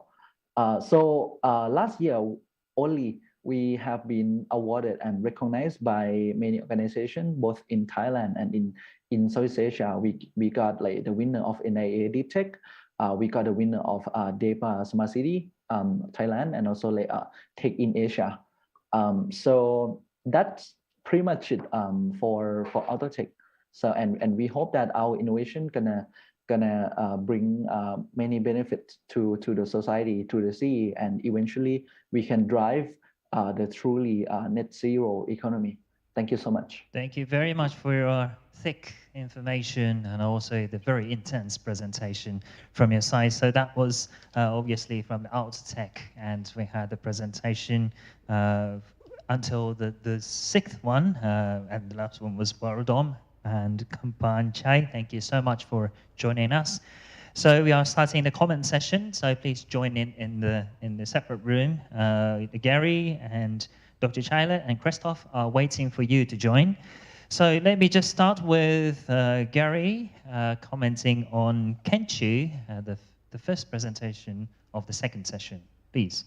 Thank you. Thank you for the sharing and very inspiring presentations about the solutions that quite popular in different cities now for the platform to collect data from IoT device. According to the presentation from Kenchu, they more focus on the data connection, predictions, and decision, and able to implement the platform in hours. In Hong Kong, we have experience to do a common operation picture that allow different departments all together for emergency, make decisions, and the top city management to handle the crisis immediately. I do believe this will more popular not just in the government levels, but also in the worldwide big corporations. We may consider how to build data models, not just for one city. Sometimes it's when they have a different operation in different cities, but they need to make decisions in the regions. I do believe this is a one I consider to further develop the platform and the solutions. Also, I can see one of your solutions heavily involve the visual AI. The visual AI, including the cameras, high-end, high-resolution cameras to monitor the roads. This kind of technology is quite famous in Asia cities. But now more and more different solution providers that they are able to do the real-time analysis. The next step is who is the most accurate, most faster, and more efficiency and costly to handle the necessary critical situation. So what I'm thinking is when you're talking about you deploy quite a lot projects in different cities, how to do a better localizations, and also co-create the ideas with local experts, local government, local citizens to answer their city pain point would be more important. This is some of my comments, and hopefully we can share more later. Thank you so much for your insights and your comments. So now let's move on to Dr. Chailat commenting on SEMCO, the second presentation of the second session. Thank you. Thank you very much. I believe the integrated pest management is one big trend all around the world. When you mentioned about AI, I think there are two prongs or two sides of the mirror. Once it's looking very cool and very promising when we trying to use AI on analyzing and also collecting data, but at the same time, people's gonna ask how it's smart, right? And how to report, and also the different setup on urbanization has been changed so far. You mentioned about Singapore, and I believe that it's a trend all around, not only Southeast Asia, but hot climate countries that not only mosquito, but also fly, which is very annoying for the new urban trends. There are two specific urban trends at this moment. A lot of mega city that's they have high-rise tower or the open air balcony. People change their own lifestyle, even they live in very hot and humid climate. They love to spend their time in the evenings in the open air. Analyzing it may not so-called sufficient enough because it's provide and report regarding to the pest. But I think that the combination of complementary between another trend, biomimicry, and also the bioeconomy. That's quite a few numbers of countries. They have herbs that complement to people, and a lot of open air restaurants already provide such a things for those people.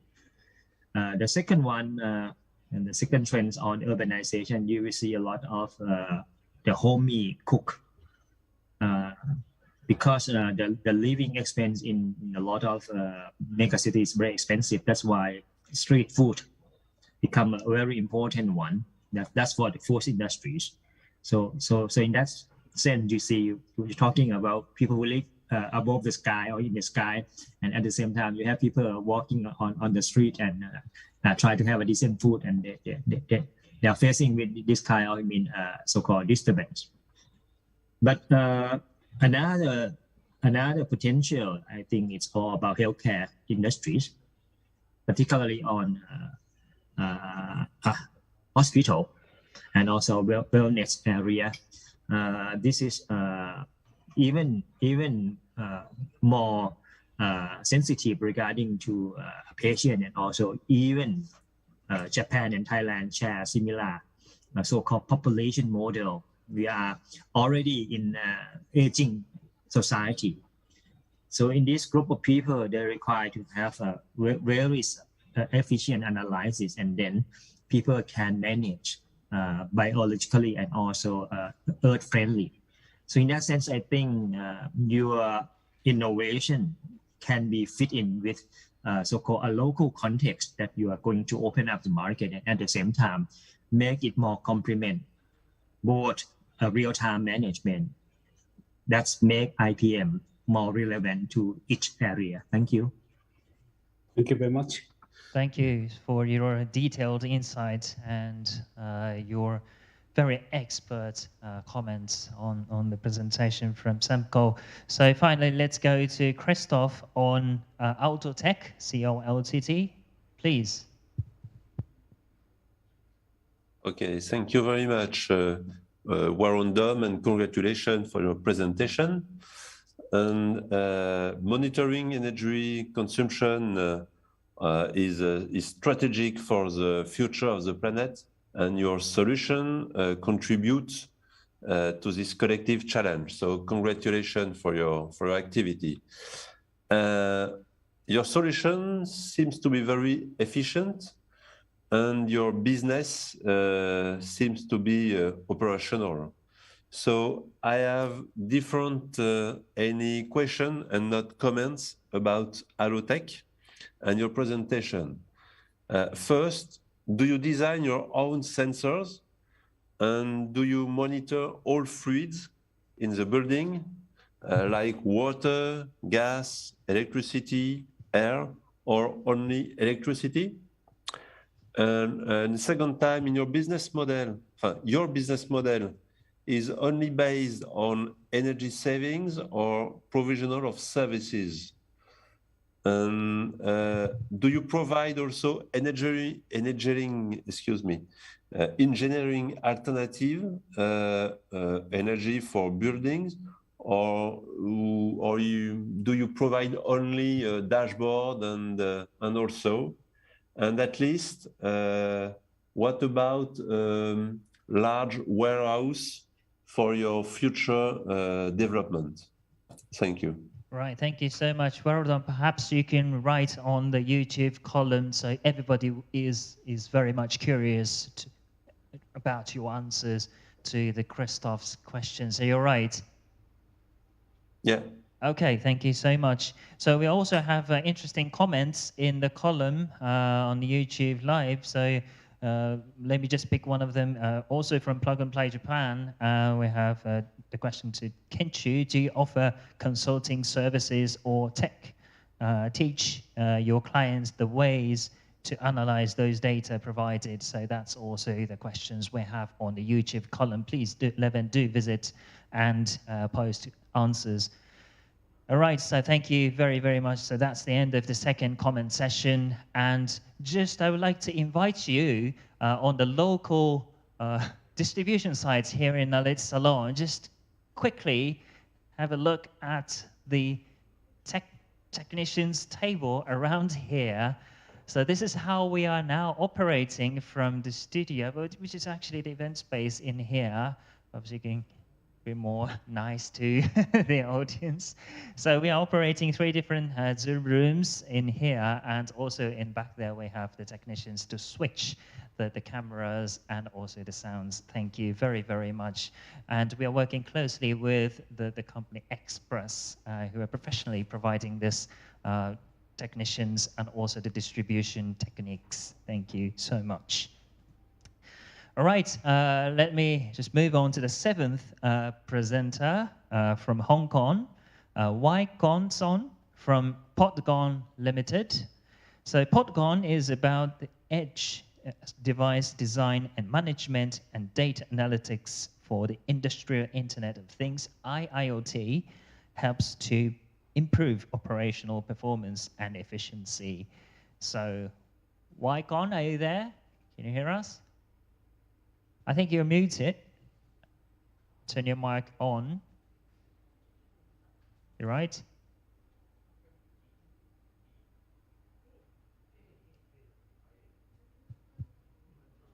Michael, I can't hear you. You connected, but I think there should be some sort of mic. Hold on a second. All right, can you hear me now or? I can hear you. Okay, sure. Right. Maybe some lag. Okay. All right, Hi. so your 5 minutes starts now.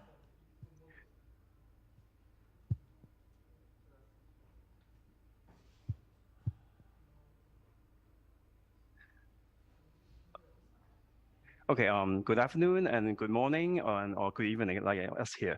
My name is Wai Kon Song from Podcon. So I will quickly introduce our companies. We are a Hong Kong company, but we do business mostly outside Hong Kong. And today, because the topic is about green recovery, I will focus about our Arcry, the smart metering platform, and how we use data and analytics. I talk a little bit about myself because, okay, this is a startup. I will talk about our startup experience, right? So I first start my career in Hsinchu, Silicon Valley of Taiwan, but later I work in US, and then in Shanghai and Shenzhen, the tech hubs of China. So why I said this thing, because okay, later I'll talk about startups, a lot of decisions or technical business model, I'll explain why.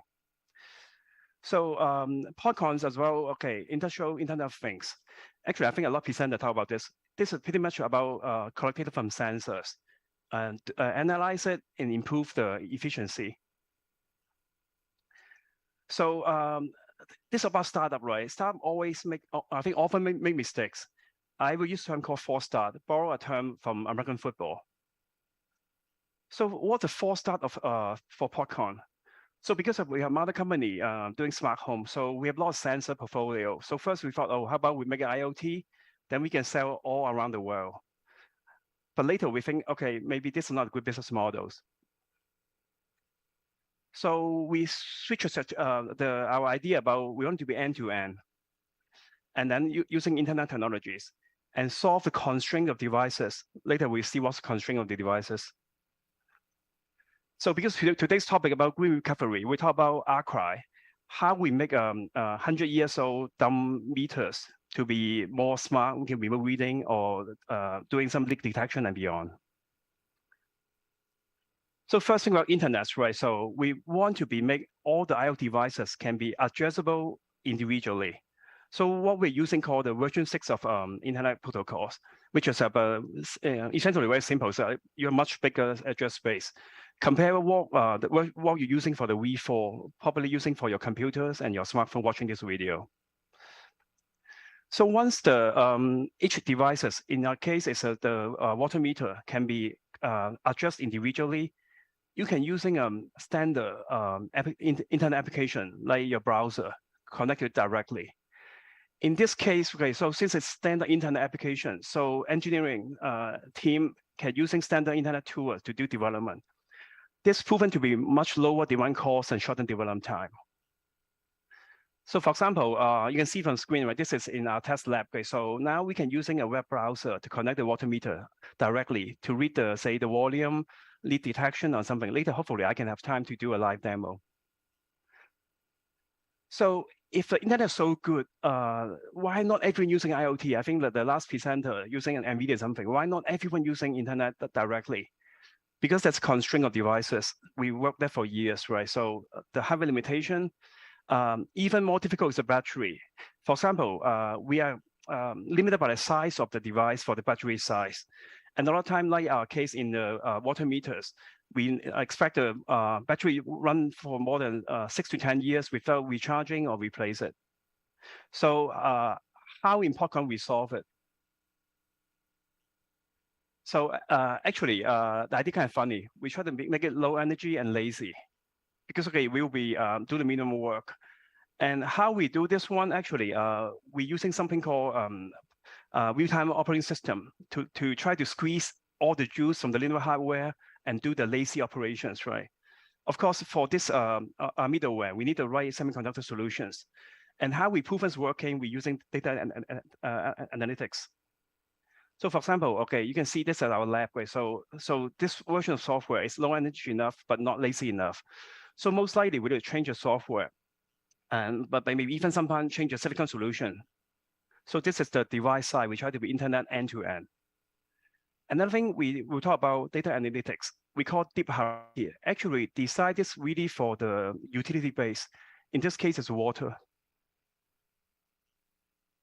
So this is the a screen. Okay, we provide for a partner in China to connect to our data hierarchy data platform. So for utilities, this time is water, but for other things, it can be hierarchical. So we do the aggregation and analytics, for example, for leakage detections or for damage pipeline also. So this is another level of the meter and analytics. So although we focus on the water today, but we also work in partner for drinking water quality and solar panel efficiency. Let me see. I have a quick demos for 30-second demos. Okay, so for example, this is in our lab. Okay, so each one is a water meter. They all have the IPv6 address, and this is standard for, say, it's a standard for OMA, so we can read the parameters. And this is water meter from a smart city standard. Now we can read other things directly. It's like your internet thing. So, and this is the again, this is provided for the partners in China. So this is all the city we are deploying. So for the city, this is not far away from Hong Kong. And this is we are analyzing all the aggregations and all the detections for the region level and for the estate levels, right? This is a simple thing I want to show you guys about a live demos on the analytics, right? So this is my quick demo. Okay, you can find more information from my website, and you can drop me email or message me through LinkedIn. Okay, thank you so much. Thank you so much for your presentation. Yeah, including the small real-time demo. That's so exciting to see it. So if you're interested, please do contact them. That was the 7th presentation from PodCon from Hong Kong. All right, so let's move on to the next presenter, who is the 8th one, Janice Xu, from 5% Design Action from Taiwan. So 5% Design Action is design platform encourages designers and industrial professionals to invest a small amount of time, which is only 5%, and form interdisciplinary teams to contribute their expertise and skill through open innovation and design thinking. Right, are you ready for the presentation? Hi, yes. Okay, thank you for joining. Are you able to see my presentation file I do, here? yes. Okay. Okay, your 5 minutes starts now. All right. So thank you for your introduction, Mr. Inavi. Good evening, everyone. My name is Janice. I am the Business Development Director from 5% Design Action.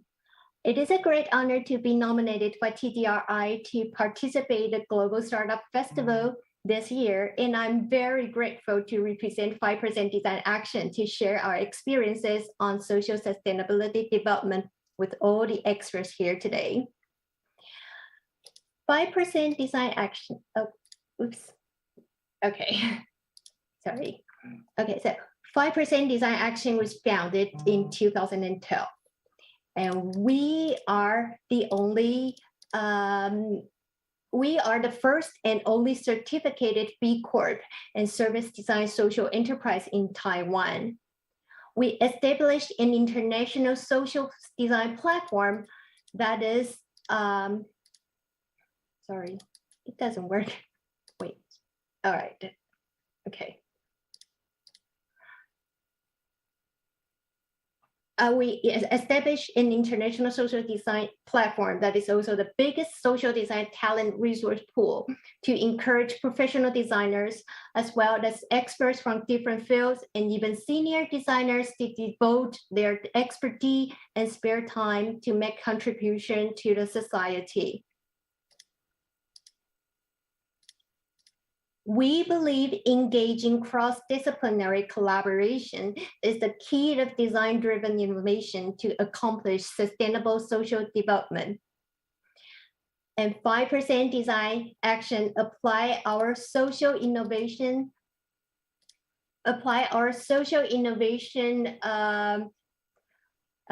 formula that we implement the concept of service design and recruit experts from different fields to co-create the value of sustainability.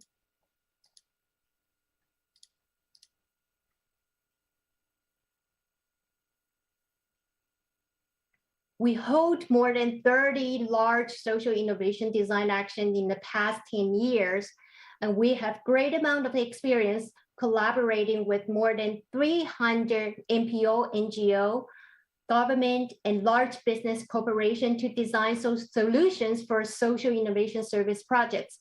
Like we have long integrated design for senior society, for example, like establishing a senior talent database, senior schools, and intergenerational interaction experience between youth and elders. Like we recruit senior designers, and we also established the Asia First Next Aging Lab and promote intergenerational co-creation. Moreover, Moreover, another dedication that 5% Design Action have been collaborating with central and local government and cross-disciplinary experts to develop regional revitalization and rural rejuvenation. Well, that's a very, very hard word to pronounce, sorry. Design actions for aging suburban countryside cities in Taiwan.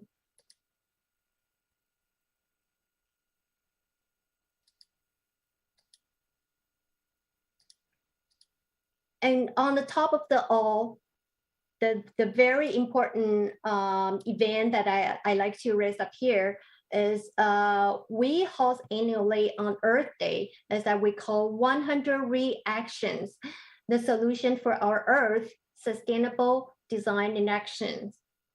Every year in this event, we gather the most influential leaders from government and business corporations and social enterprise together to focus on the sustainability topics in all different aspects.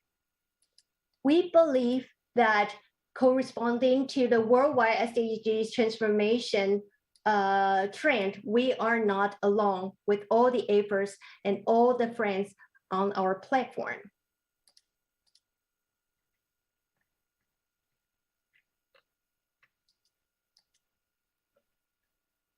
These are all the leadership that we have invited to our events this year. As you can see, that our president and American AIT director in Taiwan, and also all the important leadership from different business corporations.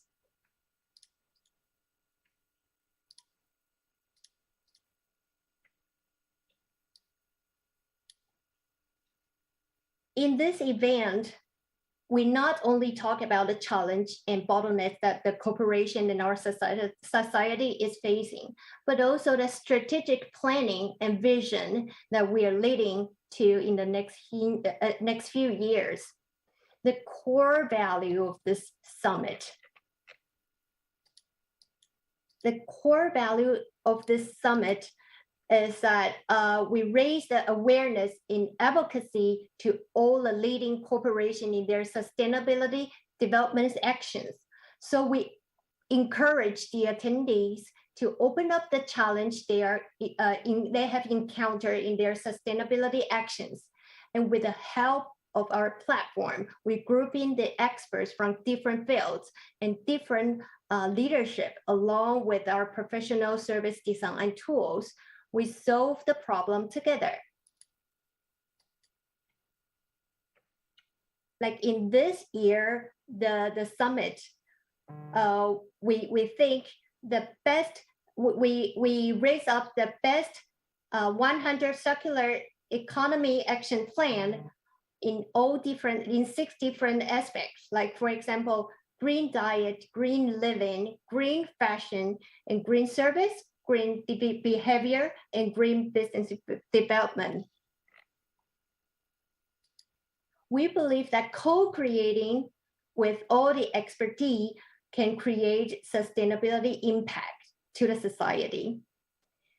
So that's basically what 5% design, the value of 5% design action can create and deliver to the society. And we believe that our small action can make very big difference to society. Thank you very much. Thanks a lot for your presentation. Yes, indeed. Just taking action is slightly different from just considering. It's a giant leap for human beings to take action. All right, thank you so much. That was the presentation from Janice and from 5% Design Action. Okay, now let's move on to the next presenter, which is 9th presentation of today. So we have Jocelyn Gival from Skipped in France. So Skipped is a global design agency based in Paris that sets up an ecosystem where resources and users come together to achieve maximum ecological, conceptual, and practical coherence. So Jocelyn, are you there? Yeah, I'm here. Can you hear Okay, me? I can hear you, and I can already see your slide before I see your face. Okay. Maybe I have to choose. I don't know how. Because is it a problem, or maybe I can start with the presentation right now. All right. All right. Now we Great, see it sorry. in the full screen. Good. Okay, it's good for you? Yeah. Okay, great. So sorry everyone. I'm Jocelyn, and I will present you Skipped for you today. Skipped is a global design agency. We have started in 2020. And in our agency, we use a special methodology called global design. Because aware of the need to reinvent our production and design methods, our global design is a methodology that offers new perspective. For each project, we set up an ecosystem where resources and users come together to achieve maximum ecological, conceptual, and practical coherence.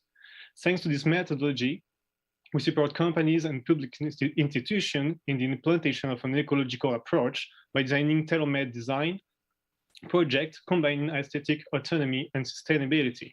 And to explain this methodology, I'm going to present you two projects of the agency. The first one is a project we are currently working on in the agency. A few months ago, a library told us that they were struggling with sound resonance issues, and those perturbations come from the building's entry and disturb the reading room stairs, as you can see here in the photographs. The second problem was the budget, as the public library didn't have a lot of money and have to wait a very long time to achieve some improvements. So we analyzed the situation and proposed a solution.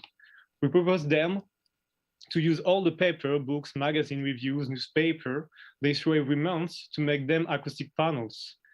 To do this, we are developing two different paper materials in our workshops. The first one is a stronger coating that will protect the second, which is a paper foam that will absorb the sounds. Here you can see some samples of our experimentation, but we have now maybe 55 of them. You can have a quick view of the process. I don't know. Up. It won't. Oh. Here it's a quick view of the process in our workshop. We start by cut the paper into stripes, and after we make a rice glue and mix up to have like a paste. And after we put it in a dryer for several hours to have this kind of experimentation. These materials will allow us to get plates that we will drill to create sort of sound traps here. And we made a layout installation guided by the expertise of a sound engineer from the CDA of Enghien-les-Bains. And at the end, there was an implementation of those acoustic panels in paper like this in the building. The second project is a public space project we made in the southeast of France on the occasion of the Ecological Week of the city of Cabriolet-Escalas. And we answered to the request on nature, water, and social link, both posed by the City Hall. We choose to work for the city's association house, where children come to practice their activities. And when parents come to get the kids, they didn't have a place to sit and they had to wait under the sun, which could be very hard in this part of France. So we decided to create an outdoor shady waiting space, which is a mating and a rest space too. Can have a lot of quick view of this structure. The shape of the structure is inspired by the Gallo-Roman archaeological site located in a field close to the project localization. It's an invisible cultural heritage because we can see the line only from the sky. And this project highlights and tries to regenerate a lost patrimony in order to reconnect the city, which is on path and give new territory perspective. To make the bench, we're still inspired by the territory of the projects because benches are filled with tiles recovered from the seat environments. Because in the southeast country of France, most rooftops are made with tiles, so it's really easy to find in this area a lot of hip tiles And it was really interesting to use these recycled resources made in biomaterial clay.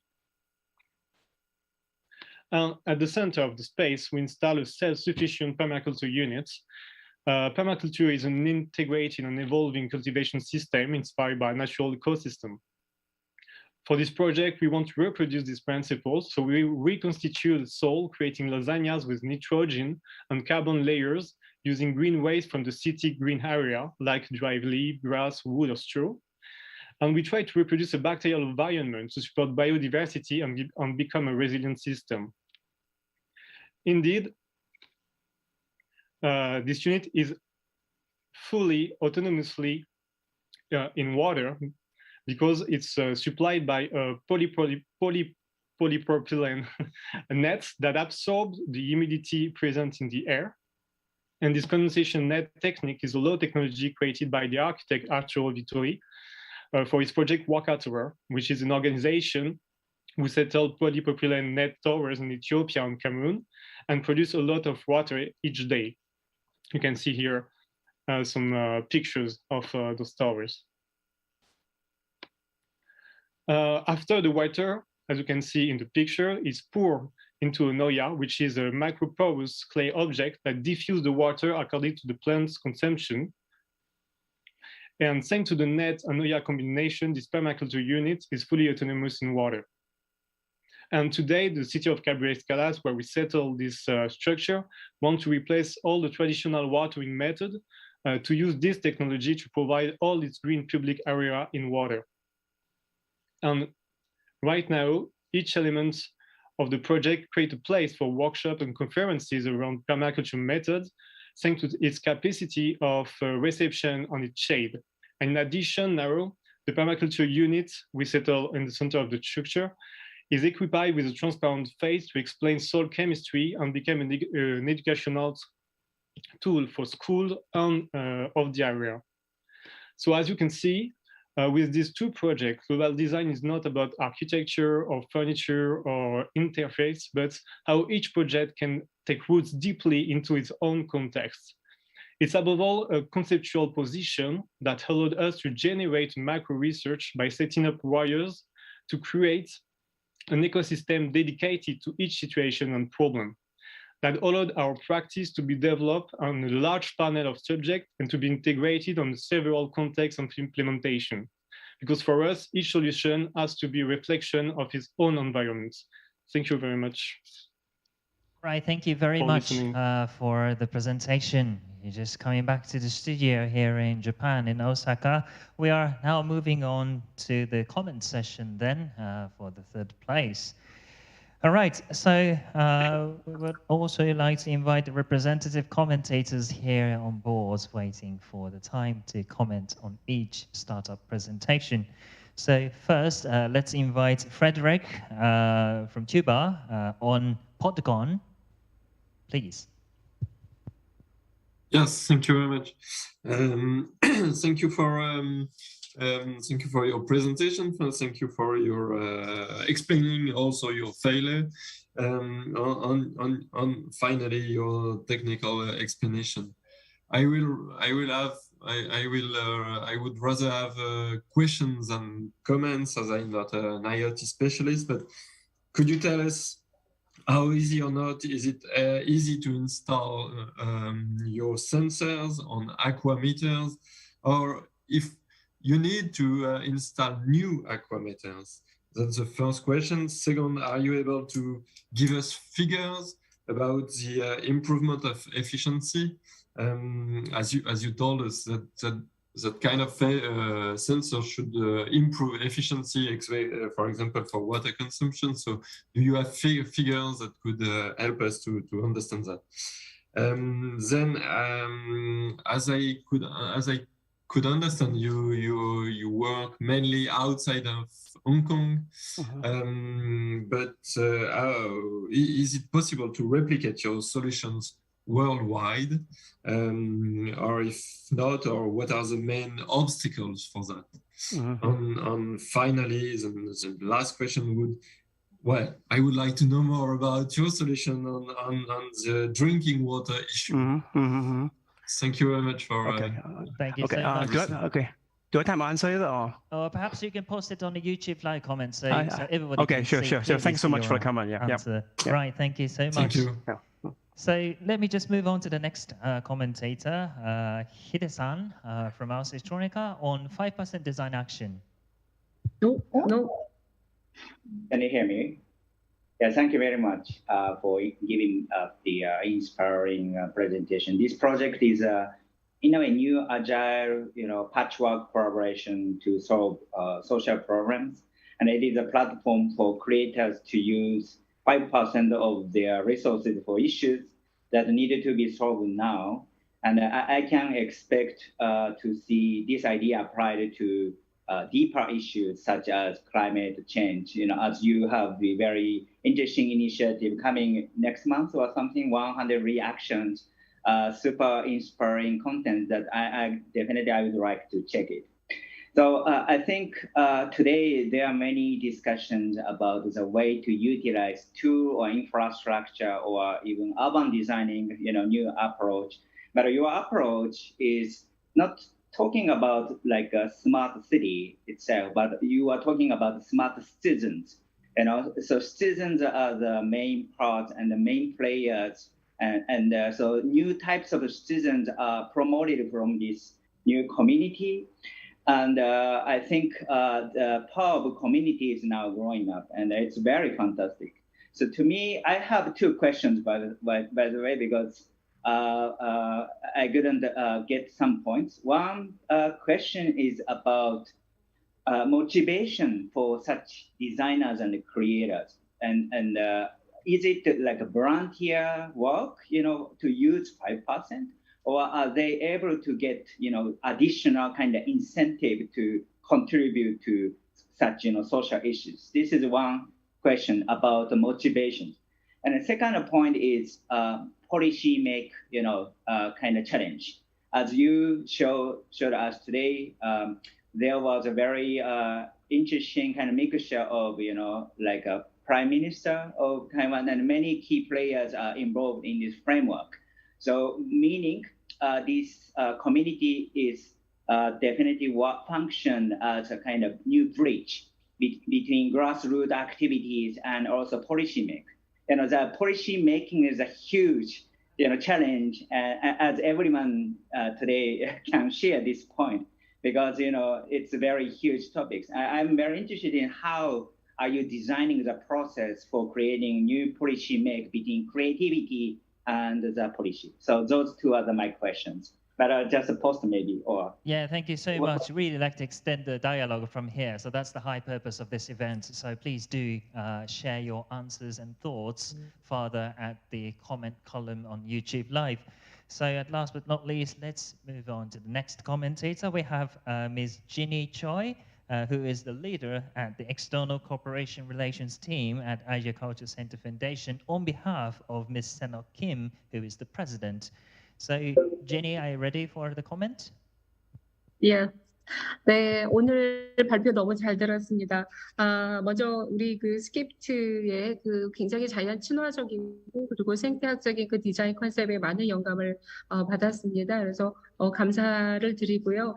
사실 우리가 최근에 여러 가지 기후의 여러 문제들, 그리고 또 이 팬데믹을 거치면서 많은 전 세계민들이 자연으로 돌아가는 것, 그리고 자연의 친화적인 것, 생태적인, 우리도 지금 여기 그린 리커버리를 중심으로 하고 있는데 이런 부분에 많은 관심을 가지게 된 것이 사실입니다. 그래서 오늘 발표해 주신 이러한 디자인 이 컨셉들이 굉장히 저희 모두에게 굉장히 좋은 그런 경험, 간접적인 경험과 그리고 영감을 주었다고 다시 한번 말씀드리고 싶습니다. Hi, this is the translator here. So first of all, I would like to thank Skip for such a wonderful presentation. Your nature-friendly and ecological project became such an inspiration for all of us. And right now we're seeing a lot of problems, whether it's global climate related or pandemic related. And it gives us a lot of time to think about the nature and what we can do for it. And it is very fitting with the topic of the day, which is green recovery. And I believe that the concept of your presentation and your work is such a great experience, both direct and indirect to all of us. So thank you very much. 네, 한 가지 질문이 있다면 이렇게 그 디자인 컨셉에 이렇게 약간의 미니멀리즘을 가지게 되신 특별한 이유가 있을까요? 많은 분들은 굉장히 그럼에도 불구하고 장식적인 요소를 추구하기도 하는데 이렇게 특별히 이런 쪽으로 디자인하게 하시게 된 계기가 있으실지 좀 궁금합니다. I'm wondering minimalism from your design. I know the world is going for back to nature and all, but still many people are meddling with the idea of ornaments and adding things to it, but you definitely stuck with minimalism. So I was wondering where you got your inspiration from. Right, thank you so much for your comments, Ginny. And right, that's the part we would like to develop further to the conversation. So please do join the comments session on the YouTube live comment column. So please feel free to share, like this event online. Right, so we are coming back to the final presentation session of today. So for the 10th presenter, we have from Thailand, Mr. Pakpon or Bobby Mahashist from Ecolotic Company Limited in Thailand. So Ecolotic is a Safe Earth technology company with the primary mission to democratize clean drinkable water to all by designing innovative products and ideas that can help people to skip bottled water and reduce its negative impact on carbon footprint. So Pakpon, are you there? Or Bobby, are you there? Hello. Do you hear me? Yes, I can hear you. Okay, I start video. I cannot start video. What happened? Just a little bit. Do you? I try to start video and it cannot start because the host has stopped it. What is the problem? Well, it doesn't have the limitation to share your video, or perhaps you can start with your presentation. Okay, it's coming. All right, do you see me? Oh, yes. Finally, okay. Yes. Okay, that's great. That's always some technical problem for the last time. So yeah, that happens a lot with this system. But so please start your presentation. Okay, just a moment. Okay. This is Ecolotic. It was started in 2011 with my personal research, which showed Thai people rely on bottled water. I was seeking to understand why. And Thai people do not drink tap water because they don't trust in its quality. They find tap water is smelly and undrinkable. Water pipe is old and scary. So they have no other choice. And the champion is bottled water, which gives convenience and reinforced belief with a strong advertising campaign and to earn trust for more than 50 years.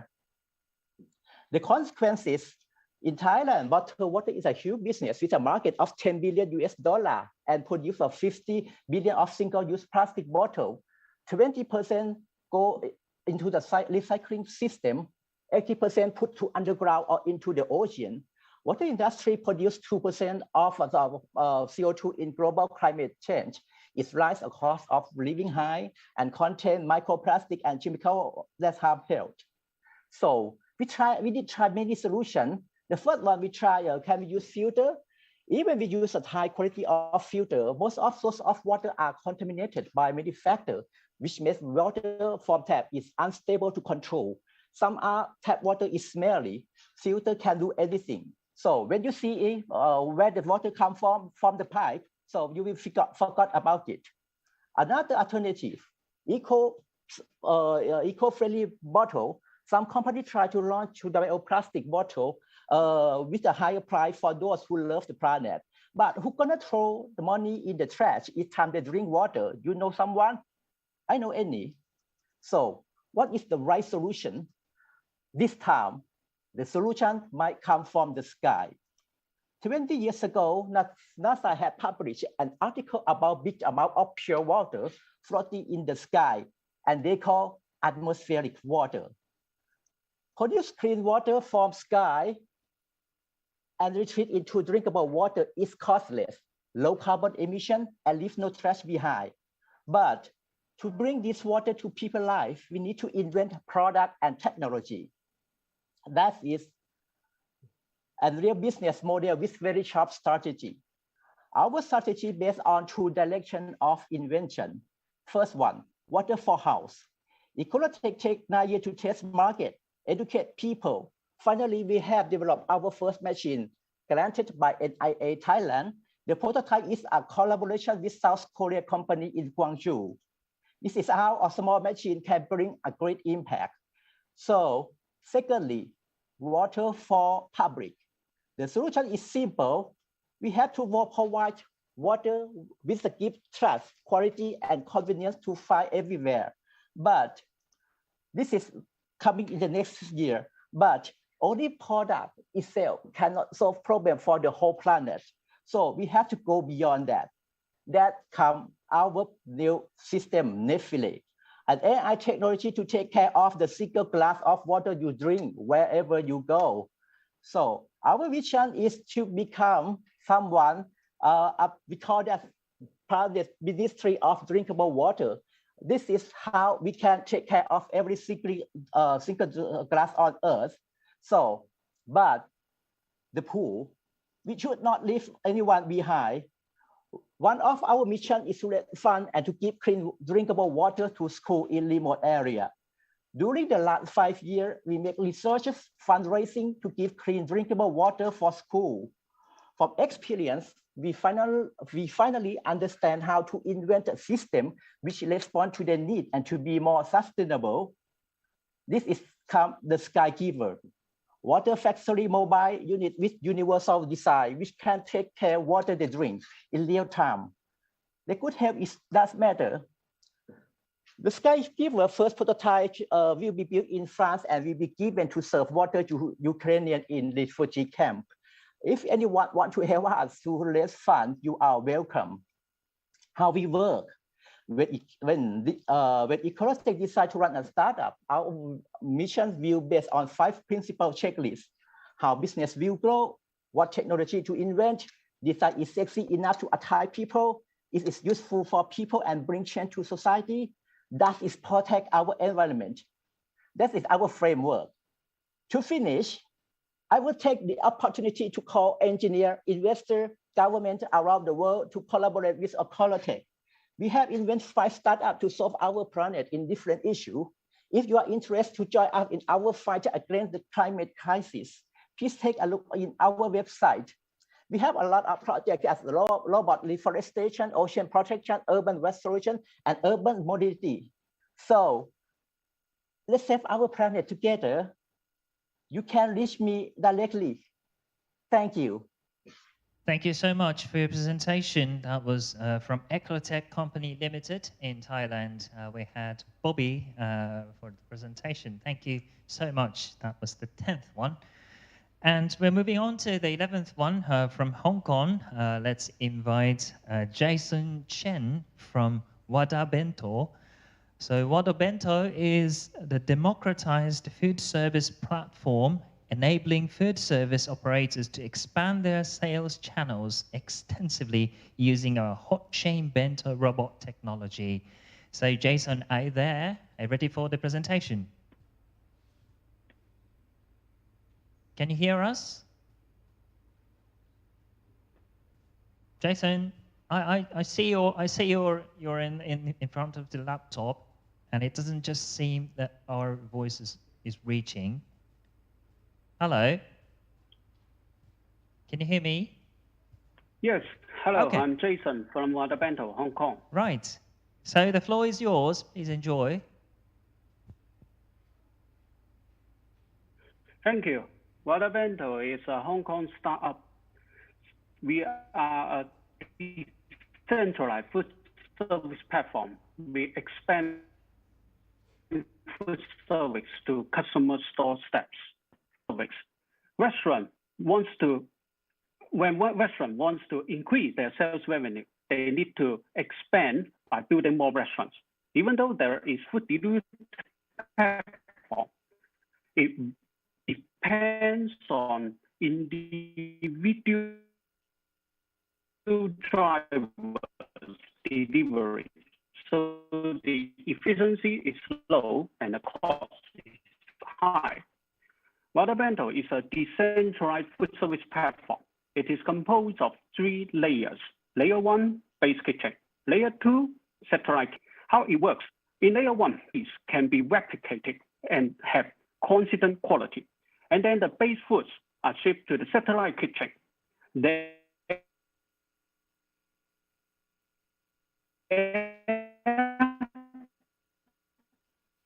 our helpers garnish the foods on demand, and it can finally on the layer 3 just 17 seconds. So the expandability is high. This is the features of our automated hot chain bento robots. It keeps the food inside the bento robot at above 65 degrees to ensure the food is hot, fresh, and ready to eat. Customer can enjoy the food in just 17 seconds. We have filed patents in China, Japan, and US. In Hong Kong, our machine has been deployed in over 10 locations, and over 180,000 bento have been sold to Revolution.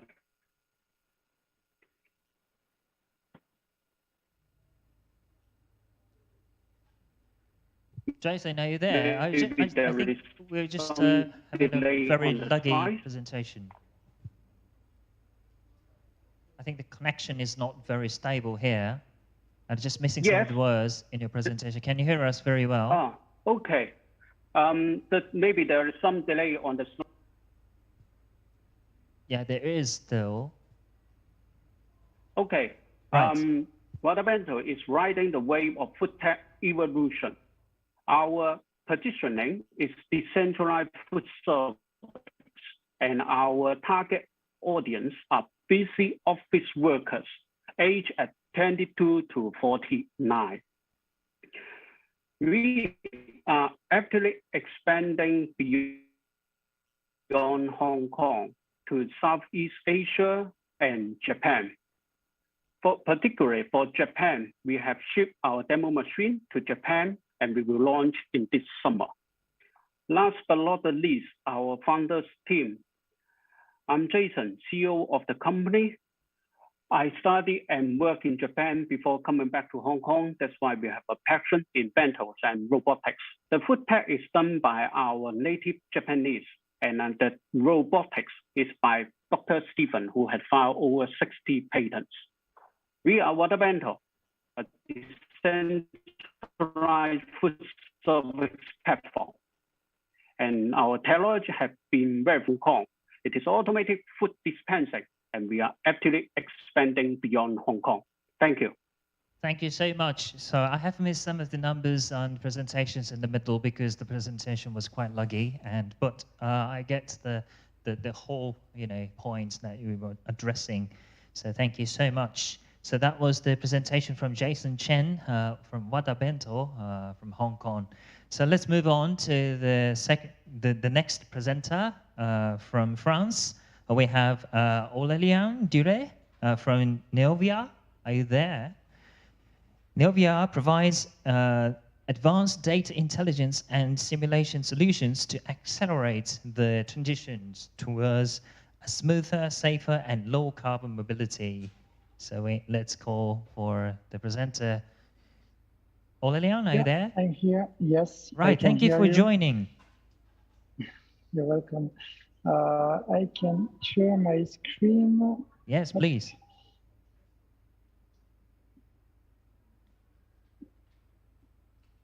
Can you see my presentation? It's coming. Yes, now I can see it. Great. Morning, everyone. So today I'm glad to introduce you Neovia. That is Oops, sorry about that. Come back to the original. Sorry. Up. I come back to the first slide. So today I'm glad to introduce you the company Neovia Mobility by Technology. So this is a company that has been founded in 2019, located in Lyon, from a technological transfer from the three main transportation institutes in France, IFSTAR, Serena, and ENTP. And Neovia is developing data analytics and simulation software platforms for intelligent and sustainable mobility professionals. Why a simulation platforms? As you probably know, the mobility system becomes more and more complex. I will not go through all the items, but to sum up, we have multiple stakeholders, multiple transportation modes, multiple objectives, economic, safety, sustainability, and these issues are complex to combine. And to do so, we definitely need a simulation platforms that provide a digital twin of the mobility system to diagnostic, understand the current situation, and test, evaluate scenarios, anticipate their impacts, and support decisions. So here is the managing team of Neovia. We combine key skills around expertise in transportation, data science, technologies, and business development. Our vision is to help decision, mostly public decision, but not only on investments and operating strategies for optimal mobility system shaped for a sustainable world. Our solution is called Neovia Upsim. It combines data intelligence, digital twin solutions, and predictions. Neovia Upsim is the first SaaS platform to simulate urban mobility. It's cloud native. It can integrate multi-source data. It provides simulation and optimization tools. It also provides powerful and the fastest algorithm on the place. And Neovia Upsim is, last but not least, a fully collaborative platform. So we propose to break through on the market. The first is technological with ultra-fast algorithm that will allow for large-scale applications. And the second breakthrough is software as a service. And this is the first software of this type that is cloud native, that combine both data intelligence and simulation for a seamless experience with sharing and collaboration capabilities. Our market is a growing market. The annual growth rate is estimated around 20% for the coming years, and the global market size is estimated at $70 billion by 2027. Our market can be split into 4 segments. The first is engineering and consultancy. The second is roadway and highways traffic managers. The third one is cities and metropolis, and the fourth one is mobility services companies. This is a growing market that needs more and more decision support tools. Some case study to close this short presentation. The first one around Bordeaux, a famous city for its wine, but also for its traffic congestion. And the solution has been used to optimize and size new facilities on road networks and estimate. I think we are missing your presentation screen share. But here, can you do it again for us? I can stop the sharing and start it again. Can you see? Yeah, we just lost that. Yeah, yes, thank you. Get it? Okay. So this is the first use case that I can present around Bordeaux. where the platform has been used to assess the impact of different scenarios for new facilities, road facilities, to improve traffic conditions. We have also some use cases for private companies that want to decarbonize their mobility or the mobility of their employees.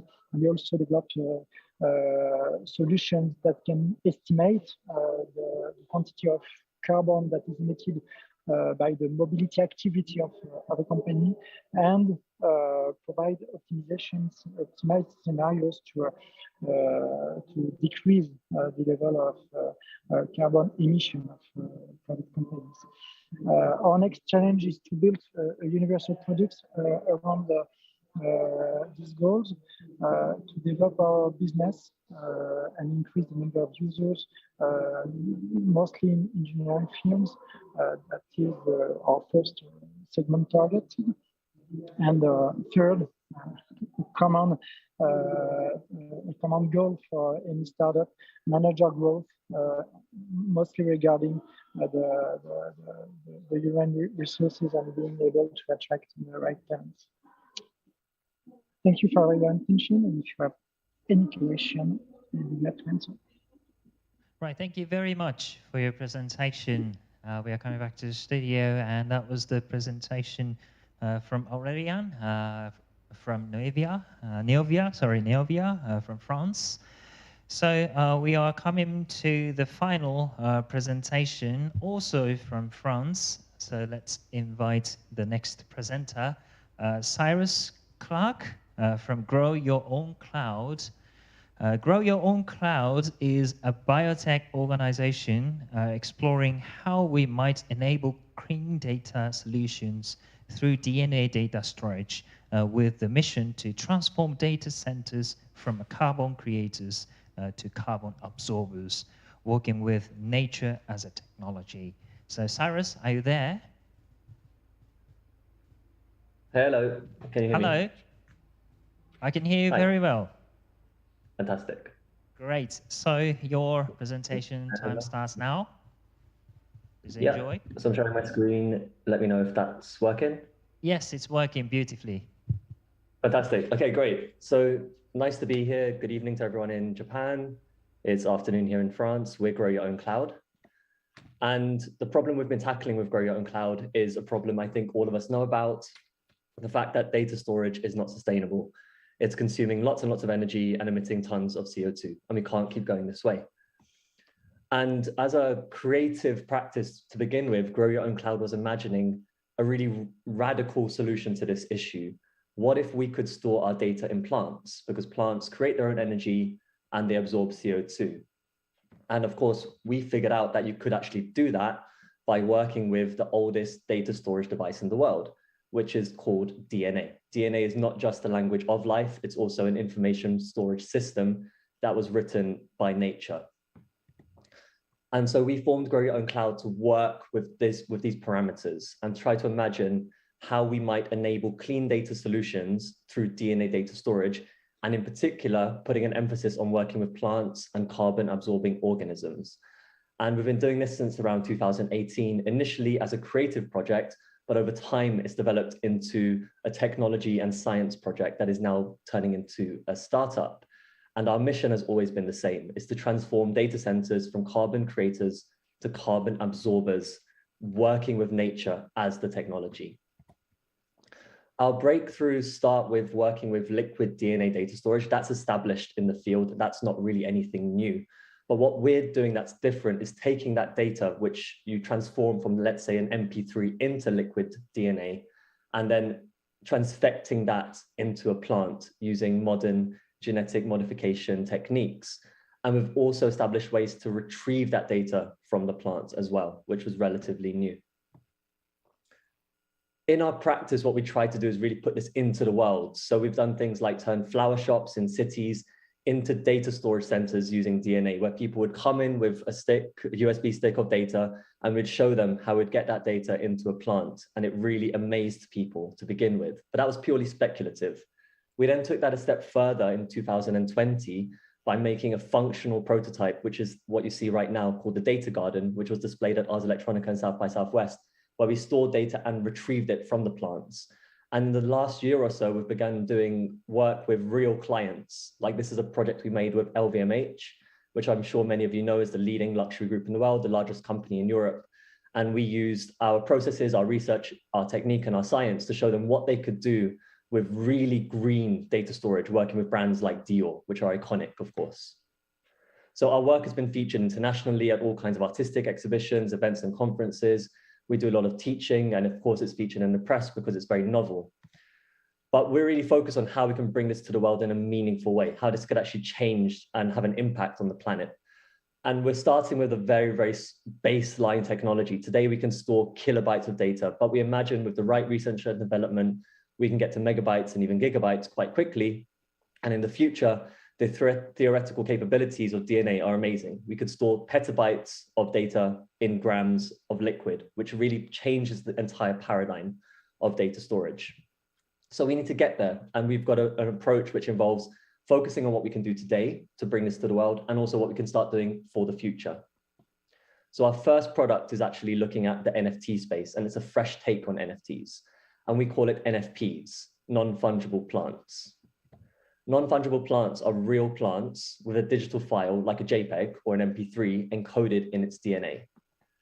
An NFP can live, it can die, it can grow, and of course it can reproduce through seeds.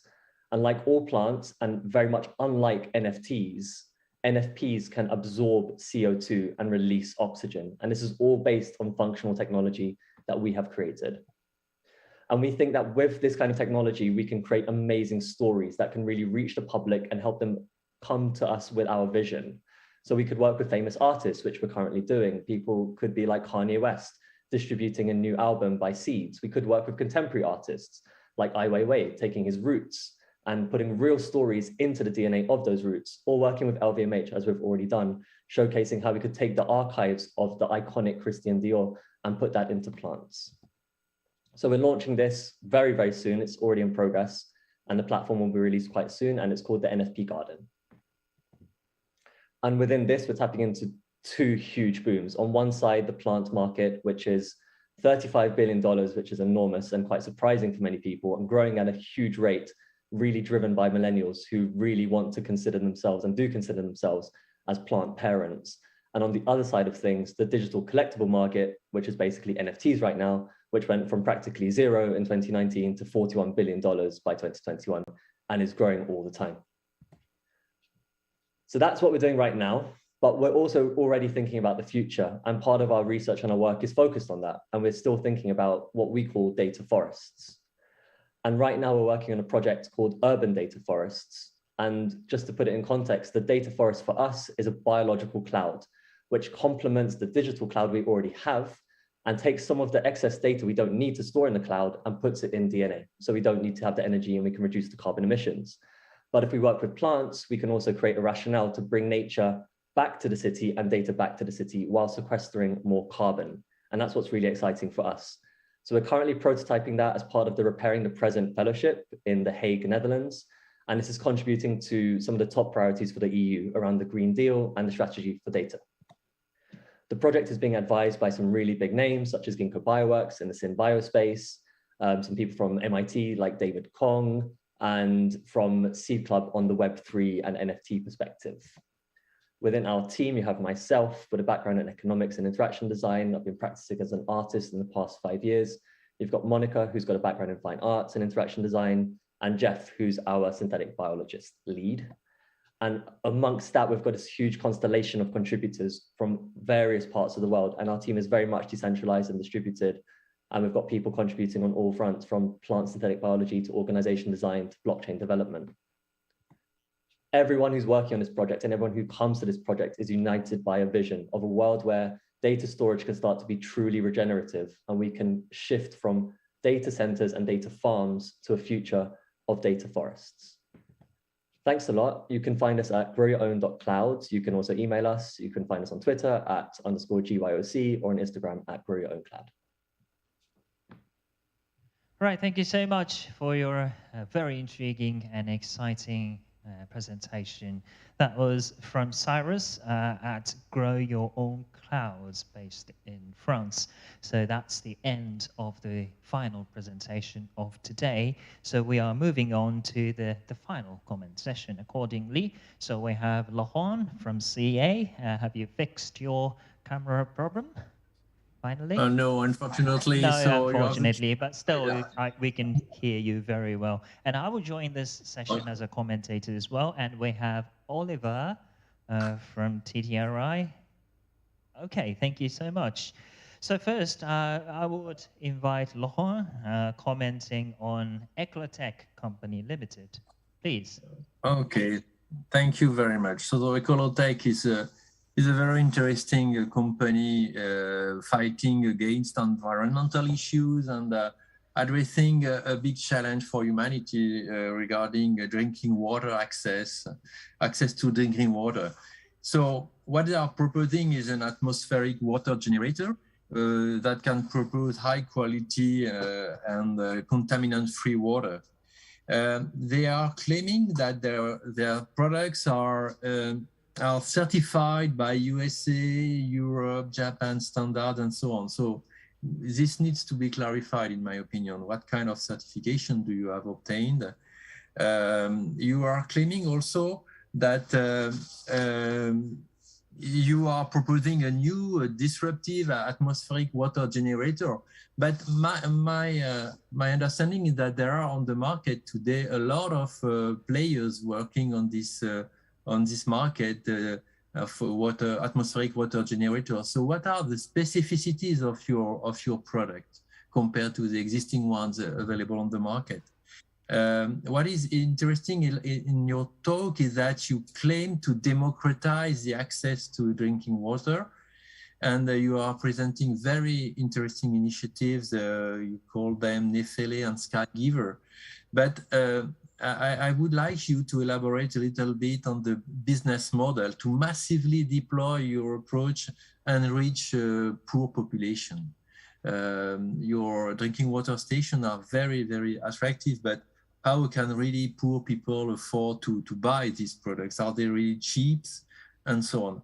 And finally, I have had a quick look at your website, and I have seen that you are selling your product under the brand Atlantis H2O. So it's not very clear to me what are the links between this Atlantis company and the Ecolotic company. So, but globally, this is a very interesting approach, I think, and very, very important, especially for the emerging countries. Thank you. Thank you so much. Perhaps you can post the answers to those questions that Laurent just proposed on the YouTube column. Bobby, would you? Yeah, I can answer for a question. Firstly, for the standard of the water quality, in all of our machine use the NSF standard, and the water has been all the time tested to keep it high quality. But water is that consume electricity, but the new model it consumes less and less. So our target is that our machine will consume zero energy maybe in the 5 years, but it keep producing much more water at a very cheap price. Now for our business model, we want to build our own machine. So during this year, we study a machine from USA, from Europe, how they design that machine. So we come with a better machine, and it's unbreakable, and it can last for 20 years, for example. And our machine is recyclable. And for the questions about if the poor people can access into this kind of water, yes. When it's going to be scalable, most of governments want this machine to make water for the poor. But we have our duty to keep the price low and the energy consumption low.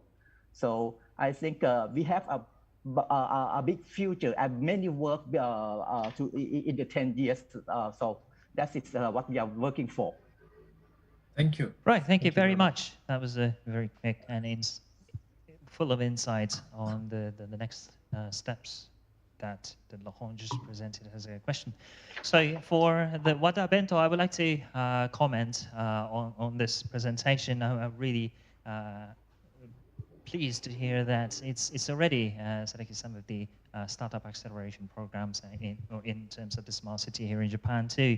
I think it can improve the whole supply chain of the kind of food industry and also the restaurant industry. Obviously, as you know, due to the pandemic, we're forced to have a kind of limited access to the restaurants, and also the restaurant size, they have a kind of limited availability of the opening hours and all the interactions with the customers. So it can also improve such parts even after the pandemic. And also, I really like the idea that the bento is something that very particular from the Japanese culture, and of course, it's in one like let's say plate, and it's in one box, so the all meal complete in one box.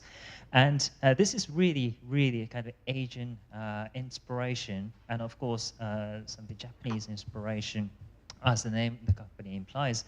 But for the next stage, I think this is the global Startup Fes, and we have some of the European partners on board in this festival. So do you see any difficulties just going into the different markets in the kind of different cultural backgrounds? That's also the interesting part. I would like to hear a little bit more from your comments on the issue of live. Or do you have any specific partners that you were looking for in terms of your scaling to the next markets, or any support you would like to have from the partner organizations? That's also the part we would really like to hear. Thank you so much again for your presentation. So let's move on to next commentator, Oliver, on Neovia. Hi. Hi. Okay. Hi. Hi, it's the Oliver from Taiwan Design Research Institute. I think I'm very impressed your presentation. Your presentation is very clear to introduce your product. And also, I think it's very useful for our environmental impact. But I have 3 comments to your product and also your business. First of all, I think you already talked about the business development in the future. So I think not only focus on the technology, your product not only focus on technology, but also, I think more important is focus on your user, your market. Okay, so to think about what is your users require, what's your target environmental. Okay, I think if you want to define, clarify your users require, I think design thinking is a good tool and also skill to design thinking can help you to define your user's problem, also your value statement. So I think maybe you can think about it to use design thinking to this tool to define your business development. Secondly, I think your product, the user experience and the user interface is very important. So the data visualization also is a key for your product itself, good or not. So also your interface also also needed to friendly to the user. So this is my second point. Sorry, today you didn't show too much about your product, but I saw your some slide. Seems like the user interface, I'm not sure is friendly to the user or not. Okay, the third is you talk about your next products. Okay, so I just give you a suggestion. I think if you do a prototype, I think the testing is very important. okay, you ask the user to test your product and then make sure your product is no any bug or no any is very also is very friendly to the user. So I think prototype and the testing is a very, very important process for your new product in the future. Okay, so I think I wish you have a very successful business in the future. Okay, thank you very much. Thank you so much for your insight. I think there should be some sort of improvement through the communication with the users, and that's the part that design thinking can help. So at last but not least, let's welcome Laurent again on Grow Your Own Cloud. Yes, thank you. So Grow Your Own Cloud is a very impressive approach. It's proposing a very impressive approach based on the conversion of digital data into biological format.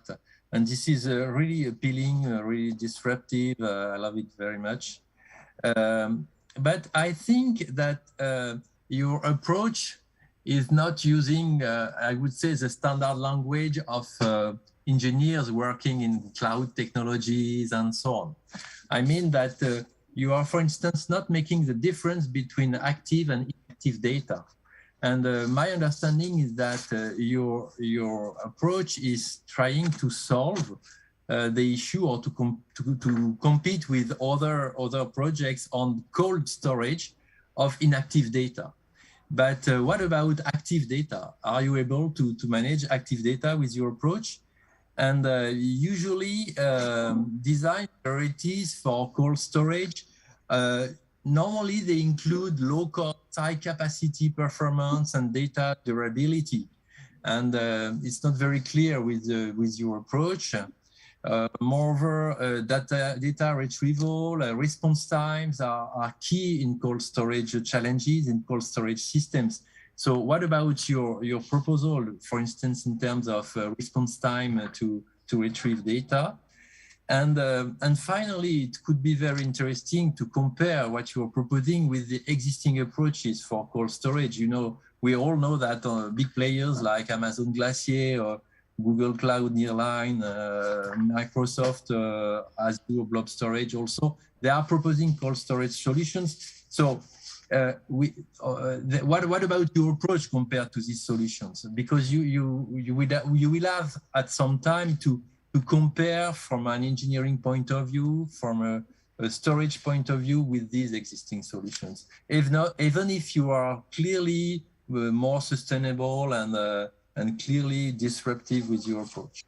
So thank you. Anyway, this is I really love your approach, and we need to have people like you to think about the future with completely disruptive approach, with thinkings which are out of the current box. So thank you.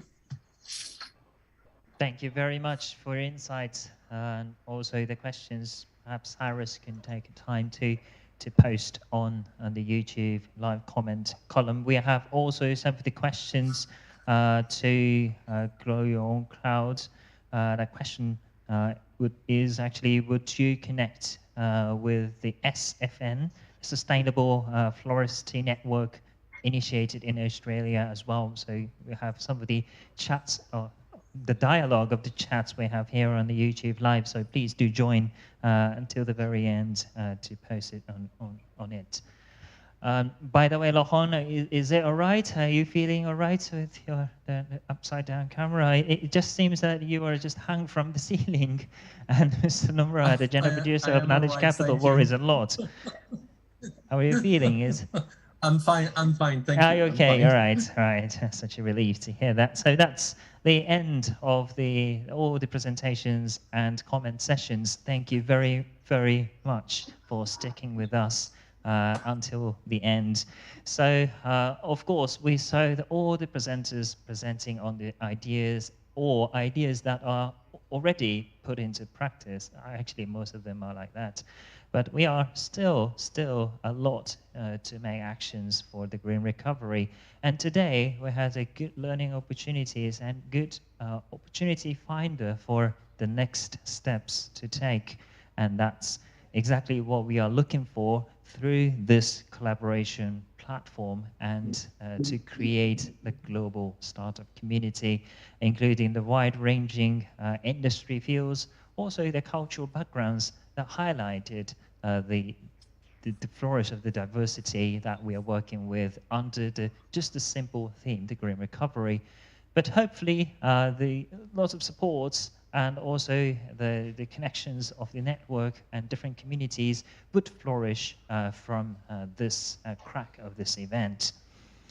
So at the end of this program, we have a voting session. At the beginning, I said we have many of the invitation offers from our partner institutions, of course, towards the participating startups who presented today. And just like to have the representative commentators back on the table with your cameras on.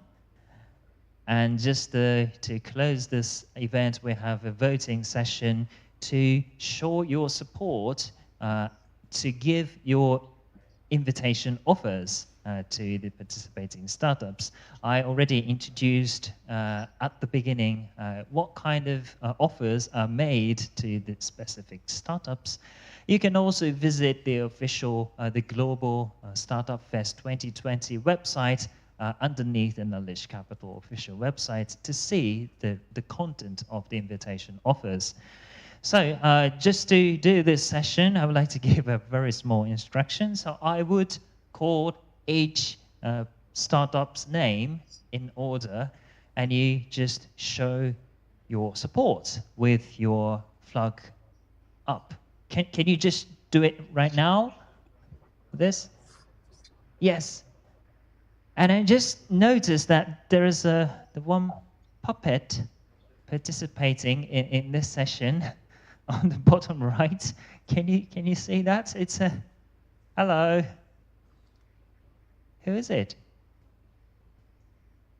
Can you speak out loud with your microphone on? Perhaps no. We see the very small puppet participating in the session. I presume this is from our team. The Deputy General Manager, Mr. Hiekata from Knowledge Capital, is participating with his professional puppet show screen here with the actually, this is the virtual avatar representing Knowledge Capital. Right, thank you so much. Okay, so you ready for the voting session? So if your invitation offers are meant to all the participating startups, just please raise your flag for all of the names of the startups.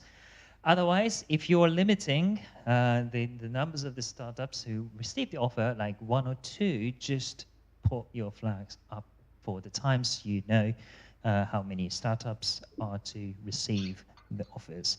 Okay, so let's start with the first presenter, Chongchun Balsan Cooperative from Korea, presented by Myung-Woon Son.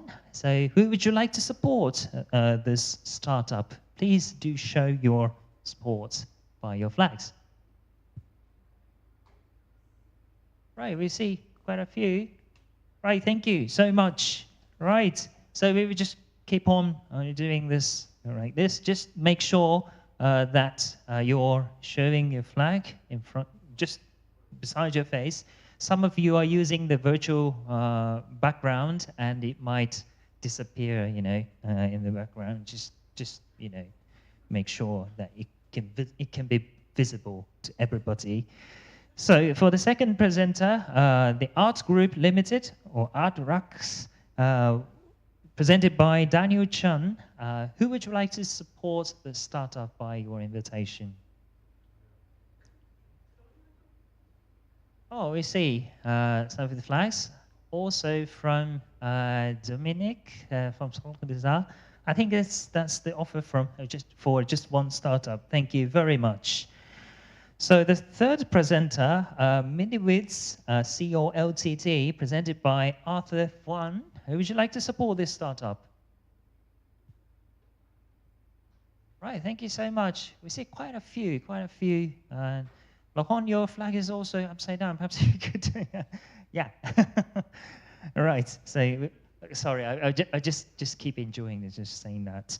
And fourth presenter, Ken Chu from France, presented by Levant Gauguin. Who would you like to support this startup? Right, also quite a few flags shown in here. So the fifth presenter, we have Semco Co Ltd from Japan, presented by Junichiro Katayama. Who would you like to support this one? Right, thank you so much. We just keep the track of who's supporting who, and we just do the session afterwards. Right, for the sixth presenter, we have Autotech Co Ltd from Thailand, presented by Waradom Kampanchai. Who would you like to support this startup? Okay, we see quite a few representatives showing their flags. Thank you so much. For the seventh presenter, we have Podcon Limited from Hong Kong, which was presented by Con Song. Who would you like to support this one? Right, thank you so much. Yes, we see a couple of flags are shown. For the eighth, we have 5% Design Action from Taiwan, presented by Janice Xu. Would you like to support this startup? Oh, we see quite a few as well. Wow, thank you so much. And the ninth, we have Jocelyn Gival from Skipped in France. Who would you like to support this one?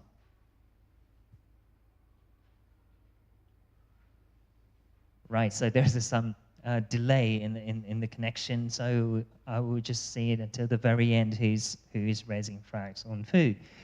Right, so we have the 10th presenter, Ecolotic Company Limited, presented by Pak Bong Bobby Mahasith.